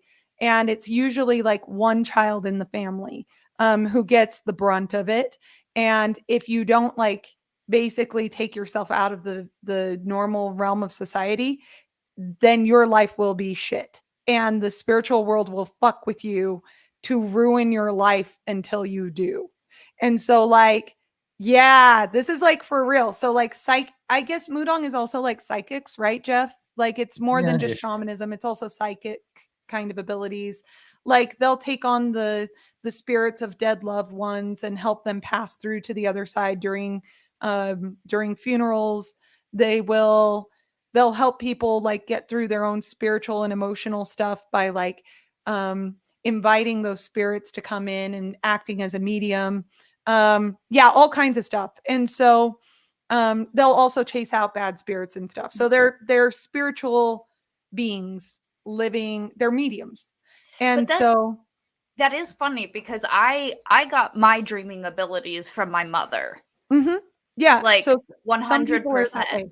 Like she is also a dreamer and all of that, and she passed it down directly to me. She gave a little bit to my brother, but fun times. I inherited dreams, which also makes me think there is something biological there as well. Oh, totally. Totally. Yeah. And oh, sorry, go ahead, Jeff. Oh, no, I was just listening. Oh, okay. I was just gonna say, like, my family is hyper spiritual, like super, super, super sensitive. And it's not just my mom, it was her great aunt was that way. So the first daughter born in that family. Mhm. My sister was she I felt bad for my sister because she couldn't see like good energies and like light beings. She would only see like negative beings and negative energies. So like she would Mhm. see demons and stuff. And then it interested, like demonology attracted her after a while, and she started studying that stuff, and she kind of just went Mhm. into those areas. And That that's was why I me. don't go there. Like I've had so many experiences in my life growing up that Mhm. are, I know for a fact, are not this physical realm Mhm. occurring in my house because of either something that occurred in my house, because of something someone said or did, or because they were invited. And I am just so careful about what energies I invite. And like, I think that the spiritual world has certain rules. One of those rules are if you think of someone who's passed, you think of a dead person who you knew, one of the rules are they have to come to you. Like, So like, let's say that you're thinking of a dead loved one, like mhm. your father. I believe, this is just a belief. This is Danny's belief. Okay. This is not Danny the attorney. This is not Danny this is Danny's just personal belief. When you are thinking of someone, there's an instantaneous connection through time and space to that individual, and they are Mhm. connected to you whether you like it or not. So Mhm. if you're constantly thinking about negative people, negative things, you will attract that person into your Mm. life. Yeah, Um, absolutely. So, Jeff, you were saying before, like you knew who was calling before they called. It's because they were thinking of you. Hmm. And usually, when we suddenly have a psychic connection with someone where we're like, oh, I wonder how so and so's doing. I'm worried about them, and it turns out they are going through a really hard time, and they needed to hear from you. It's because of this law of the universe. And so, like Native Americans tribes that I grew up with, like there are certain beliefs about like butterflies, like that's usually your grandmother visiting you. Aw. Little songbirds are like your past loved, like female women in your life who are coming to give you a message, share something with you. So I Mhm. think it's awesome. Like the Don't Worry About a Thing song, the three little Yeah. birds stepped on my doorstep, swinging seat songs, melodies pure and true. This is my message to you. So like songbirds and like little birds have always been messengers, spiritual messengers for ages and throughout cultures. And it's just, I don't know, it's cool to see the connection between the physical realm and the spiritual realm. Like, I Mhm. can't, like, I'm not going to share this, but there are people who, when they get very excited emotionally, whether because they're extremely angry or because they're extremely scared or because they're extremely happy, light bulbs will burst in the room. That's me. I turn off streetlights regularly if I'm agitated. Yeah. Like Or like, people called bullshit, and I videotaped it a couple of times because I just knew, because I'll just be walking down the street. I'm grumpy. I imagine I had a shitty day at work. I'm walking home, and I'll walk under a light, and it'll go off. mhm, And yeah, that happens regularly to me, yep. and that's how I Um, can tell I need to decompress. the And to the other point where people are calling bullshit, and I'm literally walking down the street, and I go, okay, when I get there, that third light over there is going to go out, and Yep. then holy shit, it goes out, and they're like, yeah, and I'm like, yeah, I can do this. Yeah, so that's the thing. Seriously, that is a thing. Yeah, it happens to near death experiencers all the time, or life after death experiencers all the time. It's a really common phenomenon, and we don't know why. I have my suspicions and my theories as to why, but it's a very common phenomenon. The other thing is, like my mom, she can't be filmed. So she always tells film crews, That's a don't bring a vampire. camera because your battery will Yeah. die. Okay, she tells it to Wait, them all what? the time, and they never listen. They never listen to her. And This you is have to something plug new for in, me. huh? This is something new for me. Oh yeah, this is totally real too. And like they can't wear watches because like the mechanics will just stop working. Like their electronics don't work. Their phones never work. They break and like will just zap out for no reason and no one can explain it. Computers, anything electronic. And my theory to that is like we have electricity in all of us, right? Yeah. It controls our brainwaves and everything. Yeah. For Like people our who body's on electric pulses. Right, right. My theory is that there are certain people whose energy, like their spiritual energy, is so strong that when it expands, when it exhibits itself, it interacts with other waveforms and like forms of electricity. And so it's really difficult for those people, even if they're trying to control their emotions, to fully control it because their spiritual energy is vibrating and pulsating out this stuff. Wow. And like, yeah, there's a ton of reported cases of it. I'll have to find them, but it's very common. Another common one with people who have like really deep spiritual connections and spiritual energy is a bad immune system. And Really? yeah, and it's Hmm. because, in my opinion, their physical body, like their spiritual body, is not as connected with their physical body as most people because they're living like in two worlds. And so they're physically very weak. See, and that's like for the longest time because I have an issue with my immune system, but I'm like perfectly healthy. But I've always thought, and what my doctor said is because I get such little sleep like such little restful sleep. My body's just like so tired. It doesn't like, I don't know, it just doesn't function properly or whatever. And so it's always trying, it doesn't have enough energy because it's not replenishing its energy at night. So it doesn't have any left to heal itself or like work extras, because while you're sleeping, you're also dreaming and using up all of this energy and stuff while you dream. Yeah. My theory too is that premonitions in particular, I believe personally that we are all living in the past. We're all living in the past. Like our physical reality and state of being right now can't keep up with what's going on just right ahead of us. So like for example, they've slowed down like batters and pitchers in like the major league. Scientists are trying to figure it out because the batter will swing before the pitcher pitches in most cases of a home run. How the hell do they know where the fucking ball is going to be and how to hit it if they haven't even pitched yet? Wow. Why is it that certain people, when you're up on a ladder, have this feeling like, oh, I'm going to get off a ladder. I need to get off the ladder. And then something happens. Or I need to go pick up my son right now. Or right before their kid falls, they look over and they see them fall before they're about to fall and are already reaching there. Mm-hmm. I personally believe that those who are more spiritually in tune are just energetically like through like light energy Mm-hmm. reaching into the future just a slight bit. I can see that happening because there has been a time when something dropped and I should not have caught it.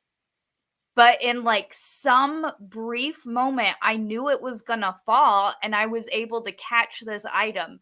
And thankfully it happened in front of my entire office and everybody just thinks I'm like a super army spy ninja. And in reality, I think I It's don't probably know. developed because you have cats and you can tell when things are going to Right? fall off Like the counter. I'm just like always ready to snatch shit out Yeah. the air. But yeah, and it was like there are some times when I question my own reaction time. When I'm like, I know I do, like other times something falls and I'm like, oh no. And it's like slow motion me trying to catch it. But there are just moments, and it's just happened on more than one occasion for myself, is sometimes I just catch things too quickly. And it's like, did I know that was gonna fall? Because I shouldn't have been able to catch I shouldn't have been able to catch that. And anybody who's sitting there saying, oh, this is all bullshit, this isn't even fun, it's like, yeah, bruh, no one sees color the same way. No two people see the same color. No two people perceive the world the same way. And I really like what Ed said. He was like, don't we all live in the past because there's a delay in our brains as it processes light? Yeah, Exactly. that's exactly Literally. true. So, I mean, we are all perceiving the world differently. So, who's like if you can't fathom or imagine an object being in a certain place, is it even there is a good question. So like when you're a child, object permanence is really hard for the little baby brains, right? It hasn't fully developed yet. But another thing that's really hard is the ocular nerve hasn't fully developed yet either.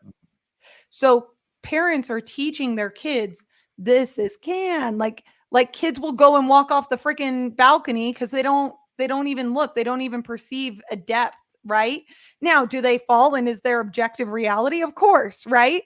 But on these smaller things like premonitions and light bulbs bursting or objects in the room falling or flying somewhere even though no one's touched them, right? Um Sorry to be laughing. I was just thinking of it. no, laugh, it's all right. No. I just think you were talking about reaching into the future and living in the past. Mitch Hedberg is one of my favorite comedians. God rest his soul. He just does it. People tell you This is a picture of me when I was younger. Every picture is a picture of you when you were younger. It's true. I just thought of that when you were talking. That's why I was laughing. It's like every picture is a picture of you when you were younger. Like, I mean, I guess we could be skeptical. Like, we're trying to explain it, right? Like, that's the whole thing is we're talking about things that we can't explain. Like, why is it that there's people who are declared dead or who are in comas and hear and see things that they should not be hearing and seeing happening in other rooms and relaying it with in detail, right? There's a really interesting when it comes to religion, and talking about perception, by the way. There was an interesting case of 3 Indian guys who were electrocuted and they all died at the same time. And they all were different like they all had different religious beliefs. Like one was a Hindu, one was a Buddhist, and one was I think is Islam. I think they were Muslim, and they all had very different life after death experiences, and they all had like experiences with deity and came back experiencing different things. But there is something to the chemistry element of it, because DMT people will take and have extraterrestrial or deity type experiences. Mhm. And there's a lot of scientists who believe that life after death experiences are nothing more than the human brain giving you its last like boom, like the Yeah, greatest the drug you last. could ever have, these last like images flashing, Mhm. and you processing everything at a million miles a minute, Mhm. and then it's gone, right? It's all black. But when you wake up, if you survive, you only remember the part to that degree, right? Whatever that Mhm. experience, that drug-like experience was. So I don't know. It's all like, and that's why I love the brain so much, is because it's so fascinating. There's so many different, like, is it are we seeing these things because a chemical is altering our brain, or because we actually can perceive things that aren't actually there? Because that would be neat. I don't know. That's See, what's fun. and here, like, another I would say it's a premonition dream, because I do consider myself to be Christian, and I believe in, I believe that Jesus Christ died. I'm I'm a New Testament Jew, born again. I got past the Old Testament, and I believe in the New Testament. Um, Praise Jesus. Welcome to the club. Thanks. And I have had 2 distinct, very distinct dreams about the second coming. Hmm. And the amount of, like, the feeling that overwhelms me and takes me, like, in these dreams, I'm like, holy shit, if this is real, it is going to be the most amazing thing in the entire world. And if the rapture happens, I really hope it does, because if it's anything like my dreams, it's going to be the most amazing thing in the entire world. Well, I guess it would be, wouldn't it? I mean, Yeah. just by default. Just by default, literally. Half the world, however many people just disappearing. I mean, unless the Hindus got it right, and then it never happens. That's true. Just kidding. Yeah. I'm just That's kidding. No, true. but I get what you're saying. Like, those dreams are awesome. I love them so Yeah. much.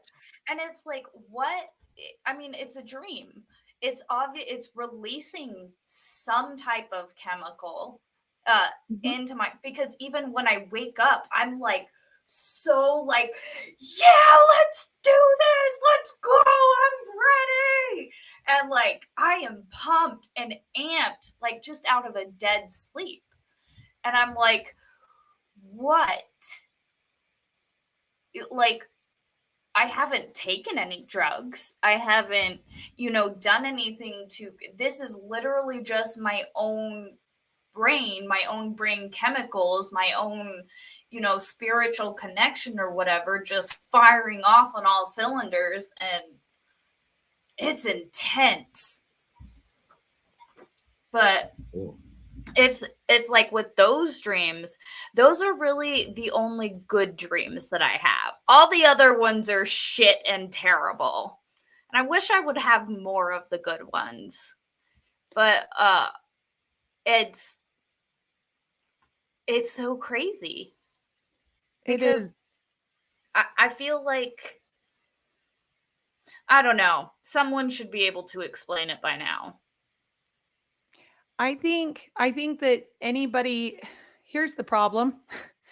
Our minds, the way that we work, we create connections where there aren't connections. And so even if science explains it, it's Mhm. never like there's no way to know for 100% that that is the explanation definitively, right? And Mhm. vice versa. Like if you're a religious person, you're always going to find some way to explain your religious experience through Oh, religion. absolutely. Mhm. Yeah. So I don't know. It is interesting to examine. I think it's more interesting to talk about than to try and explain, because when you try and explain it, I wonder if it doesn't lose some of its magic. Oh, absolutely it does, which is sad, and we shouldn't do that. I like it's sort of like Santa Claus a little bit. Like if Mhm. it turns out that I'm totally wrong, right? And this is all explained by science and it's recreate like you can recreate it the same exact way with everyone and you can have them have the type of experiences that I have in my dreams. Fine. But Mhm. I really value my dreams. I Mhm. value the experiences I've had in them as much as I value the experiences I've had in my like waking conscious state of being, Mhm. because I have explored ideas and had experiences. Like I have flying dreams. I've had Mhm. premonition type dreams where I literally see the answers on a test and walk in and take the test a week later and remember the dream and I just follow the answers that I had. Okay? Like That That's would be awesome. useful. it was extremely useful. Another way in which it's been useful for me is like um having hope. So whenever my life is really shit, I'll have a dream about my future and what is going to happen to me. And it helps me feel like, oh, I can get through this. And when I get through this, I will be that person one day. It's just right now, life sucks. Um, That's an so interesting thing. Dream. I'm sorry, I didn't mean to interrupt. yeah, no, go ahead. The coping dreams. Mhm. Our mind does some cool stuff to help us get through things. I And mean, maybe when I that's got it. Maybe when I see a dead loved one, it's not really that dead loved one coming to visit me in the dream world. Maybe it really is a coping mechanism and my brain is just trying to fill that empty void that can't be filled. In my personal opinion though, the happiest dreams I ever have is when I see my dead sister in my dream and she's alive and we're doing something together. There's just no better feeling in the world. And it's very introspective. Like I've learned more about myself through my dreams than I have almost anything else. Hmm. I don't know. I feel like these unexplained things should remain unexplained. I feel like, you know what I mean? Like it's sort Oh of like, yeah, it'll take the fun out of it'll take the fun out of it. Cause like, I mean, when you sit there and think and you're like, wow, I really just jumped over the Empire State Building right now under my own power because I felt like it. Like, I don't want that to go away. Especially because, like, with lucid dreaming, I feel like we get to the point where, like, for me, I can't control my entire dream. I can only control elements within my dream. Like, if I'm in a bad dream, um, I can like make something. I can make something like not just spontaneously appear, but something will appear that can help me remove myself from that particular part of the dream. And while that's like kind of cool and weird, like I don't if it really turns out that it's just like one chemical and my brain reacting with this chemical because I turned this way instead of that way, like that's boring. but is it? Because, okay, here's the other thing I was thinking. So, like, the guy who studies mushrooms, have you guys seen that interview he did with Joe Rogan? He's like the foremost authority on mushrooms and fungi. Mm-mm. nope.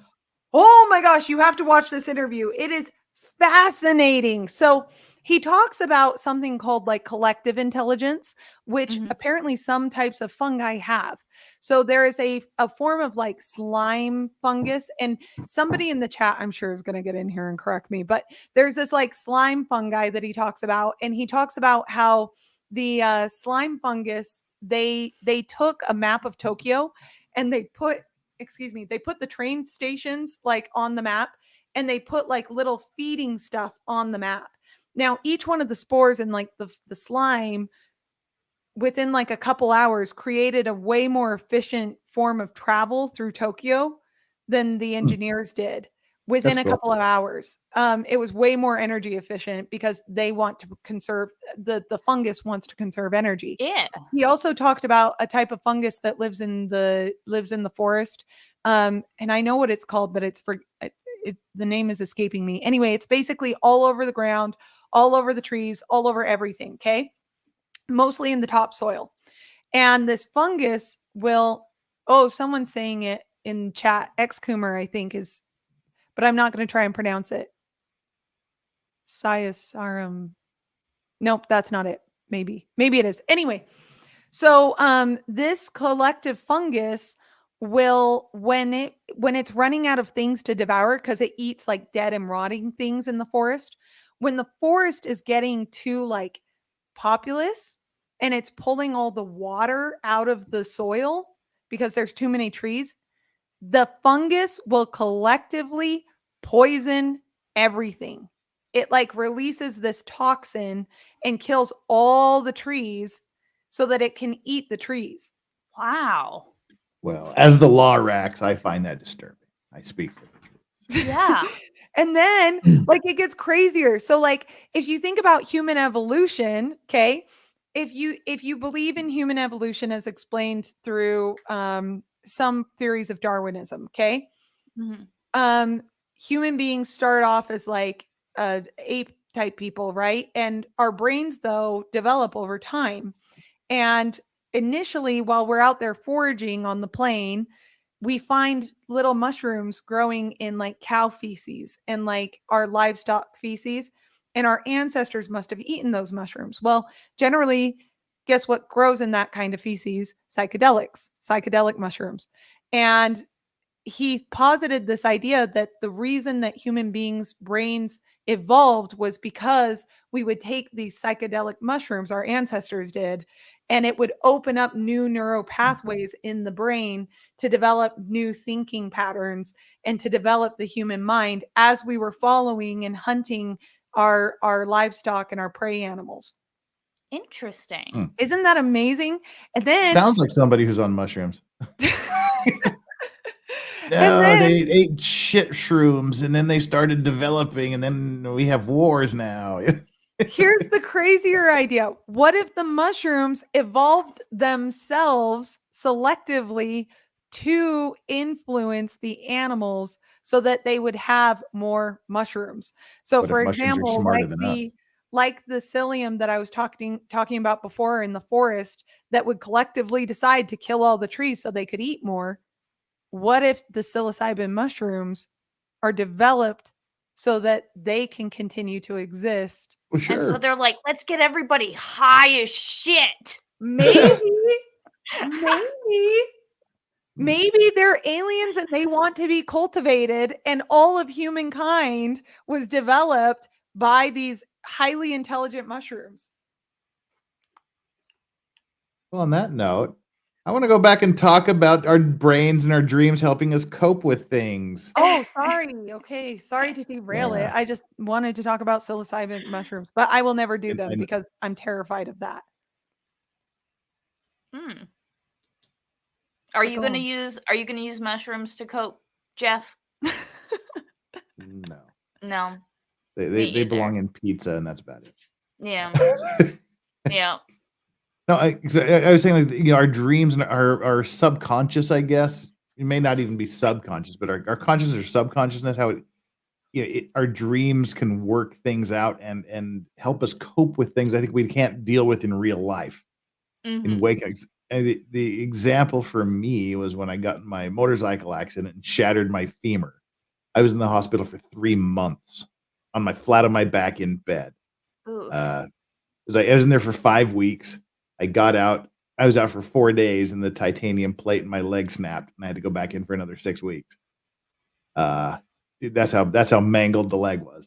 That and the botched surgery that I sued the fuck out of the guy for. But yeah, so I was on my back, unable to walk for the majority of a 3-month period, and that's when my dreams essentially stopped, and my dreams became more reality than my waking life. I would literally I would go to sleep, and I would just dream of walking. Oh, wow. My dreams would just be me walking around the neighborhood. This does not surprise me at all. Yeah. Yeah. And it was just, I wanted to walk, I couldn't walk, and so my brain says, "You need to walk." And I mean, literally, like nothing happened. It would just be like if I would said, "I'm gonna go out for a walk," exactly the same thing. I was just walking, dreams of me walking around the neighborhood. Wow. I wasn't being attacked by monsters. There was no ninjas in the trees. There was, no aliens waiting for him. It was Brain just just wanted to walking live more. around No the giant street. sea slugs. And there was one weird. There was a recurring walking dream. How weird is that? This one was kind of one of the dreams. I literally for about 2 of those 3 months, I dreamed about nothing but walking. And the recurring walking dream I had, it was winter, and I was walking up the infamous Hooker Hill in Itaewon, Nice. and The Hooker there was Hill. it was the Hooker Hill thing. So it was really, and it's Hooker Hill is on about a it's a 40-degree steep hill. angle. Yeah, it's like about a 40-degree angle. I mean, it's essentially you're almost walking up a ladder at one point. Mhm. So I'm walking up there, and it's icy, and there was a coffee shop in the middle of the hill in my dream, and sitting in the coffee shop in this icy road of Hooker Hill that I was walking up to see was the character Charles Emerson Winchester from MASH. And I would just walk up the hill and go and hang out and have coffee with him. Nice. But it was like my brain coping with things. I'm in Korea, so that's where I think the MASH Thai thing came in. Don't know where Hooker Hill came into it. But walking, getting out in experiencing different kinds of weather, and it was just weird. Oh shit. What? I just got a notification. Sorry. That is weird. What is this, a development from the Las Vegas? Oh no, they're released, by the way. Oh, good. My family has Good. been successfully released. I was told hold on, where Dani, thanks for all your help. They were out after being intimidated by 8 different cops. They scared the shit out of them, but thank you for your advice. As soon as I said that, they let them go. So Nice. I'm like, yeah. awesome. But no, apparently DC is trending on Twitter, and so is Memphis. So shit's about ready to pop off, it sounds Oh, like. good Lord. That was the notification I got. Mm. So I know this is disgusting, but I'm just going to say it anyway. In 2020, did anybody just sit back and watch the world burn like I did? A lot of people did. Because I would like pour myself a glass of wine and like watch the BLM riots all night. Yeah. Like I watched the Ugh. Kyle Rittenhouse thing live. Well, and that's like there's a video right now of Seattle. I had a dream that BLM came to my office and was looking Oh my for God. me. And they were like, Black Lives Matter. And they came into the office. And immediately I turned to my boss and I was like, don't worry, I've got this. And I raised my fist and I'm like, Black Lives Matter. And I like joined the group. The whitest person in the universe is. And I'm like out there, I'm like, Black Lives Matter. I was like, someone cut my hair. It was so Well, there's a Korean rule from me that and as you get more micro, it becomes more truthful. If Utah ever comes up in the news in Korea, it's never for anything good. That's a good rule. And then if I'm ever like reading about something like Logan, Utah, or I see Cache County on any news story, I'm like, yeah, it ain't gonna be good. Mm-mm. No, nobody would people that live next to Logan don't know where the fuck Logan is. So it's like anytime it's on the news, you know it's going to be bad. And I remember during all of this shit, I woke up and there was I saw State Street and a cop car flipped. Yep. And I went, oh, BLM has gone to. I'm like, what? All 8 black people in Utah have an issue now, and then of course it was all just white people. It's all just white people. There was Like, no it's black all people in the different Utah white Black Lives people. Matter thing. It's our local Antifa chapter that we have up at the University of Utah that everyone denies exists, even though they call themselves the local Antifa chapter and are registered as an official club on campus. But there is no real Antifa in Utah, I guess. Yeah, Like, I just but thought yeah, that was no, funny. it's all a bunch of white people, and they shut down. Like we had a what is that? The National Guard came, and we had curfews. We were told we had to like go to bed at a certain time. Like they weren't messing around. That cop car, one of the women got on top and took a shit on it before lighting it on fire. And like there's video of them hopping up and giving him a shit. It's ridiculous. I mean, after Well, what was more ridiculous is our sheriff stood down yeah, that's kind of crazy. and got reelected this last election season. Eh, Like the Oof. freaking mayor of Chicago who lifted the bridges. Yeah, They're like, oh yeah, yeah. you can deal with all that shit in your town, not downtown. We're not gonna let you burn downtown. Bullshit. Ugh. should Oof. burn down downtown Salt Lake City. I mean, especially after that video, though, I don't know if I can really blame them because that video is bad. Oh, this one? Oh yeah, Yeah. no, this one, Like this one, I don't blame them. You want to burn down freaking Memphis? I get it. I mean, I kind of would burn down the police. I wouldn't blame them for burning after that video. Jeff, you haven't watched it, right? Not I'm yet? I'm Googling it literally right now because I figured I should. I mean, spoiler alert, at one point they're just holding him up while one cop is beating him. Like just Multiple standing there cops. taking swings while the two are holding him up by the arms. What was the guy's name? What? Tyree? Tyrell? I think it's Tyrell. Tyre. Tyree T-Y-R-E, Nichols. Tyree. Yeah. Tyrell, that's the corporation in Blade Runner. Sorry. But it's so messed up, man. Like the guy he seemed to be a really nice, peaceful kid too. Like nothing crazy. Yeah. Like there was no reason to do Well, see, and here's the thing though, because it all started because this isn't the one where he wouldn't give the keys to his girlfriend, right? No, this was just he was pulled over Like for he was reckless just driving. Yeah, like A they pulled him. traffic fucking citation. Yeah. Okay. Yeah. I don't understand with the level I don't understand where the aggression, how this started. Like at what point they're just literally holding up, like at what calls for that?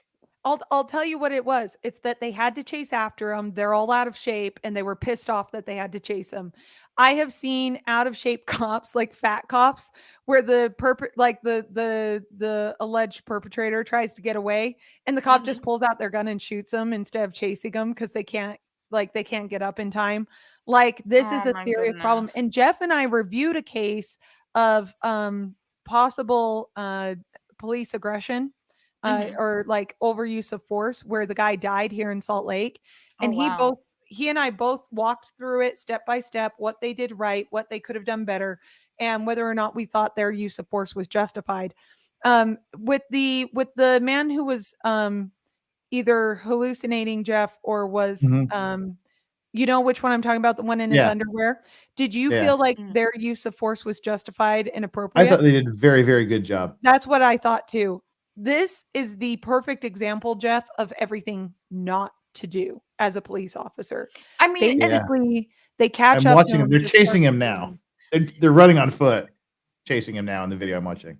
Yeah, and it's not even like And he didn't fucking do anything. He wasn't a mass shooter. He didn't go out there and rape somebody. He wasn't like out there dealing drugs at the time that they like were going to arrest him. And there was no escalating factors. The guy I'm pretty was sure they literally, kept escalating it.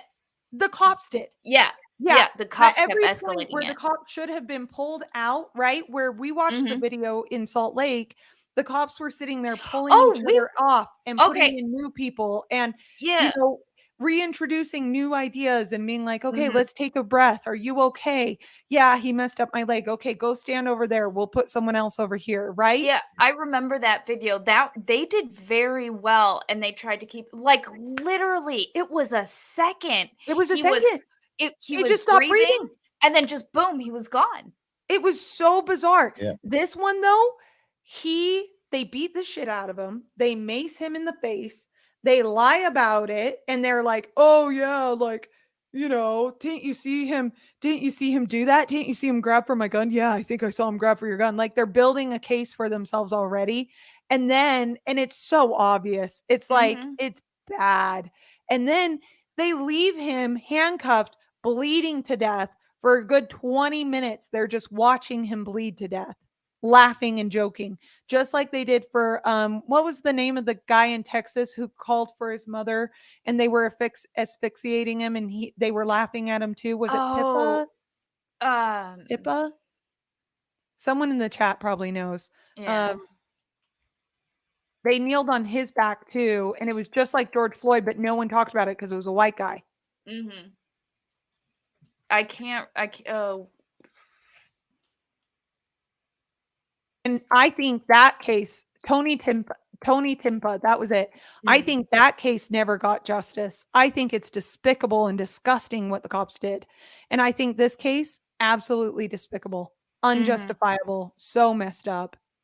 Absolutely. Yeah. Watching that was rough. The chat is saying, why did he run? And a lot of people always ask that, why do you run? When we were talking before about things that your body does and your brain does that you can't control, a lot of it is running. It's a fight or flight. So some people will And just book it if they're the scared and it's the middle of the night. They didn't do anything wrong. They're getting pulled over. They're getting pulled out of their car. he got ripped out of his car for He was no reason. literally ripped out of his car. If it were me, I would fucking book it at I that would point be because I didn't do terrified. anything wrong. And they're already sitting there like holding him at like taser point for what? It was so well. They did tase him. They tased him like 6 times, and then they were like, "Oh, But he these must are have been on I'm drugs." watching this now, and people are like, "Why is he running?" Because these are plainclothes policemen in unmarked police cars. Yep. Mhm. At Yup. night. It's dark At out. night. In his head, this is just some random people pulling him out of his fucking car. And Yep. trying to carjack him. These cars are unmarked cars, and these guys are ununiformed. Mhm. And it's dark outside. Oh, So and everyone is black. So so it's not like their skin is reflective and there would be anything to indicate at all anything. Mhm. It's just these dark figures pulling you out of your car. You have no idea what's going on. You can't see shit. Yeah, they just have a little patch here, a little white patch here that says police. That's it. Everything else just looks like street clothes. Yeah. That's Mhm. yeah. I mean, That's nothing. at least that's what I'm seeing on the video. And this is the interesting thing: a baton, a weapon that is illegal for people to possess in most states. The cops all have them, and they're using them. Yep. And just Mhm. beating the shit out of him. Well, they're what? not called batons, they're the nightsticks. And Yeah. because they're collapsible, they're better. Because, they're not the thick all the way down.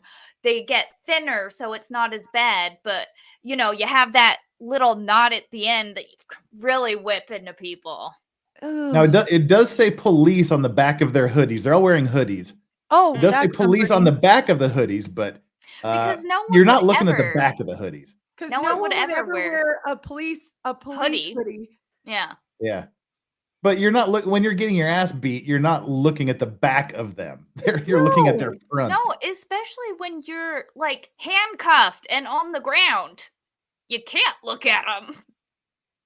Yeah, Now, no, if now, ever there was now a the time to uniform freaking cars are coming. riot and have a socioeconomic uprising, it's right now.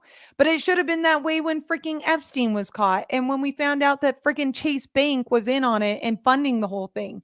Right? Like at what Mhm. point do we as Americans stand up and say we're sick of this shit?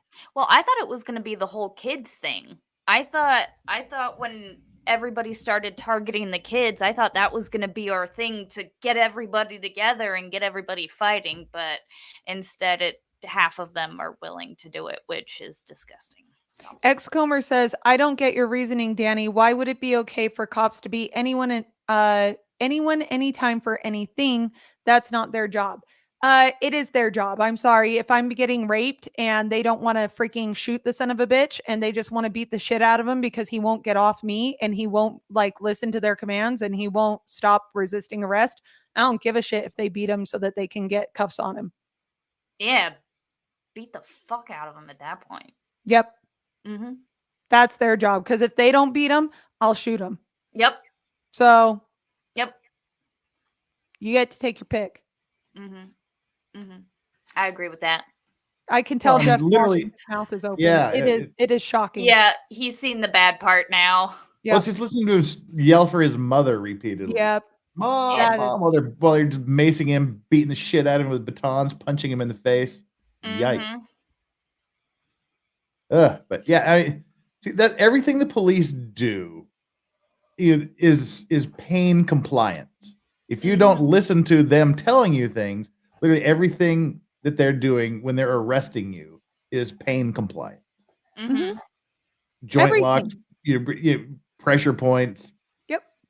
You bashing your head in with their baton, whatever it is, it's all you comply or you will experience pain until you comply. So, Mhm. And it's not ideal, but we don't live in an ideal world and not everybody plays nice. And I'm sorry, but if you're like caught in the act trying to freaking molest my kid, I'm gonna you shoot best you. believe, you best hope that the cops are the ones beating your ass.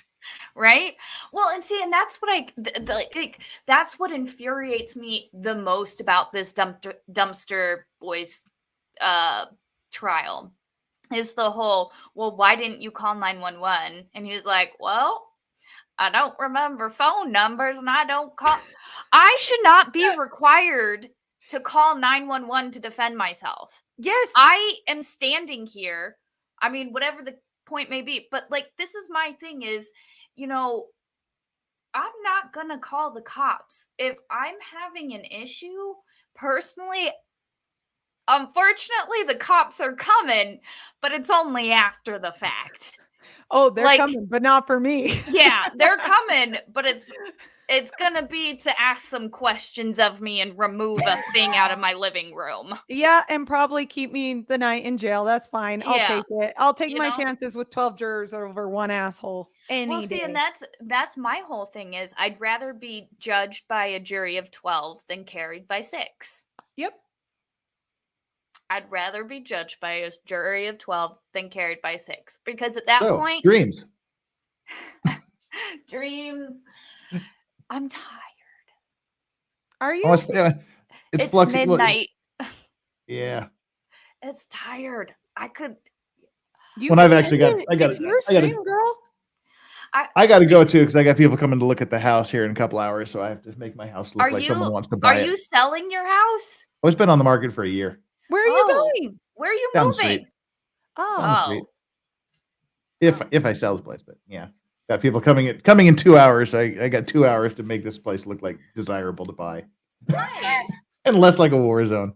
Well, we can wrap it up then. And I mean, we're still planning. I think we should just pick it up next Friday. I mean, back onto the dreams thing. I mean, I won't. I 'Cause won't. I won't detract. Sorry. no, that's all right. It was all like it all ties in, and that's why I love dreaming is because it ties into all our trauma, and you can talk about trauma for hours. Oh, can I say one thing before you hang up and before we end the show? Yes. Me and my little brother, when we would sleep at night, so he and I both sleep talk and sleepwalk. Mm-hmm. Me way more than him. We would have full-on conversations in our sleep in a made-up language. And my parents recorded it. And I'm gonna go ask my mom this week and see if she has still a copy of it because it Yes. is so bizarre. That's got to be terrifying. It is because I'm like 4 years old and he's 2, and I'm up on Mm. the couch and he's on the ground, and I'm going ba ba ba ba ba ba ba ba ba ba ba ba ba ba, and then my little brother, you can hear him go ha ba ba ba ba ba ba ba ba, and we're carrying on this full-on conversation in our sleep. Wow. That's That insane. Das Ogre says Vices, when do you plan to start? When do I plan to start what? Cleaning, moving. Drinking? Oh, are you live streaming? No? Are you doing a member stream? Because you still owe all of us. Yeah, that's probably like tomorrow-ish. Nice. Nice. Well, tell us what you've got coming up, Jeff. Just this trial, the Murdoch trial. Got the Murdoch trial. That you're so excited for. Because it's been Interesting. so exciting as we all anticipated. Just Quite interesting. Yeah, they got to start connecting some dots real quick. no kidding. Well, they did say it was gonna they have it slated for 3 weeks and it's only day 2 or 3. technically. Start packing. Well, first of all, you got to Oh. sell the house. Then you got to find a place to live. Then you got to set a moving day. Packing is months and months away, regardless. Anywho, yeah. So it's the Murdoch trial. That's what I'm doing. Nice. What about you, Dani? You've been somewhat absent and we have all been missing you. Oh, thank you. I am trying to get a Fed job, so I am Oh, trying that's to be right. You're extra trying to be a careful. glowy. Yeah, I'm trying to be a glowy kind of. So I'm trying to be extra careful with everything I do and say publicly so that, I don't shoot myself in the foot and or put up my foot in my mouth or whatever the saying. Cut off your is. nose to spite your face? Yeah, something like that. I'm pretty Just sure do my Fed things with different parts of yourself. Yeah. Yeah, I'm pretty sure the Fed folks won't care all that much, but because it's like my dream job and I'll tell you what it is after I get it, I'll Don't tell jinx it. everybody. Yeah. Then in that case, and I don't want to tell anybody if I don't get it, because then that'd be really embarrassing. So Yeah, then you need to like hide. yeah, but Yeah. you'll know because I'll just start, live streaming again and talking shit. So there you go. What about you, Yeah, sure. Flex? I normally stream on Saturdays, so I might do a stream tomorrow night because Saturday nights I tend to just pop on. So, but I do Thursday night streams and I have more painting. Oh, I just got my brand new paintbrushes, so I'm going to be continuing my painting. I had to stop because the paintbrushes that I have, I wasn't getting the quality that I wanted out of them, and so in order to finish Jeff's painting, because I was hating the way the paint was being laid, I Screw had you, paint. right? No, it was the brushes. It wasn't the Screw paint. you, It was brushes. so I got my brand new paintbrushes. So I'm going to be doing some painting. So keep an eye out for those. I don't live stream while I paint anymore because that was way too hard. What Like- if you live stream with us while you paint? Would that also be too distracting, too difficult? See, and that's the thing. Like when I paint, it's Focus? very much like I have to be in my music and like kind of just in my flow with it. So I found it was very difficult to like kind of stream while paint. So I think what I'm gonna do as far as the painting, I'll keep doing like the shorts, but I think I'm gonna actually record videos for the painting, because while I was trying to live stream and paint and like stay involved with chat, but also just like because for my when you're doing paint, you got to be in like your kind of artist mindset. You kind of have that zone you go, or at least I have a zone that I go to for when I paint. And I can't get there when you guys are watching. I get it. I totally get it. Yep. Drew Bradley, yes. The answer is yes, and that was funny. Thank you. That is my dream. Thank you. I activated that one. Oh well. But yes. Guys, thanks for coming and hanging out tonight. I've had fun. I always love talking about the unexplained and how off topic and crazy we get. Sorry, That's I woke great. up late. That's all right. You know, we held it down. We got through a quarter of an article before. So Hey, I think Flux, in yeah, the future, yes. this is your show. Just tell me to shut the fuck up if I'm talking too much. No, but And if I see, interrupt you and you're pissed off, just mute me. no, see, I like organic conversation though. I like when we have a topic and the conversation can be organic, and then like we'll let the organic conversation flow and then switch back to main topic. Just because, you know, I do like the feel of having an organic conversation, Okay. which, you know, I'm But yeah. I'm saying I'm an asshole who's super ADHD and I can't control when I interrupt people. So help me help you. Okay? Love you guys. All right. Well, chat, you've been great. Everybody, thanks for hanging out. Mods, I have more of them now. I can't remember who I modded, but I'm glad that I know some of you are here. Remember, be excellent to each other. Have a great night, guys. Bye. Bye.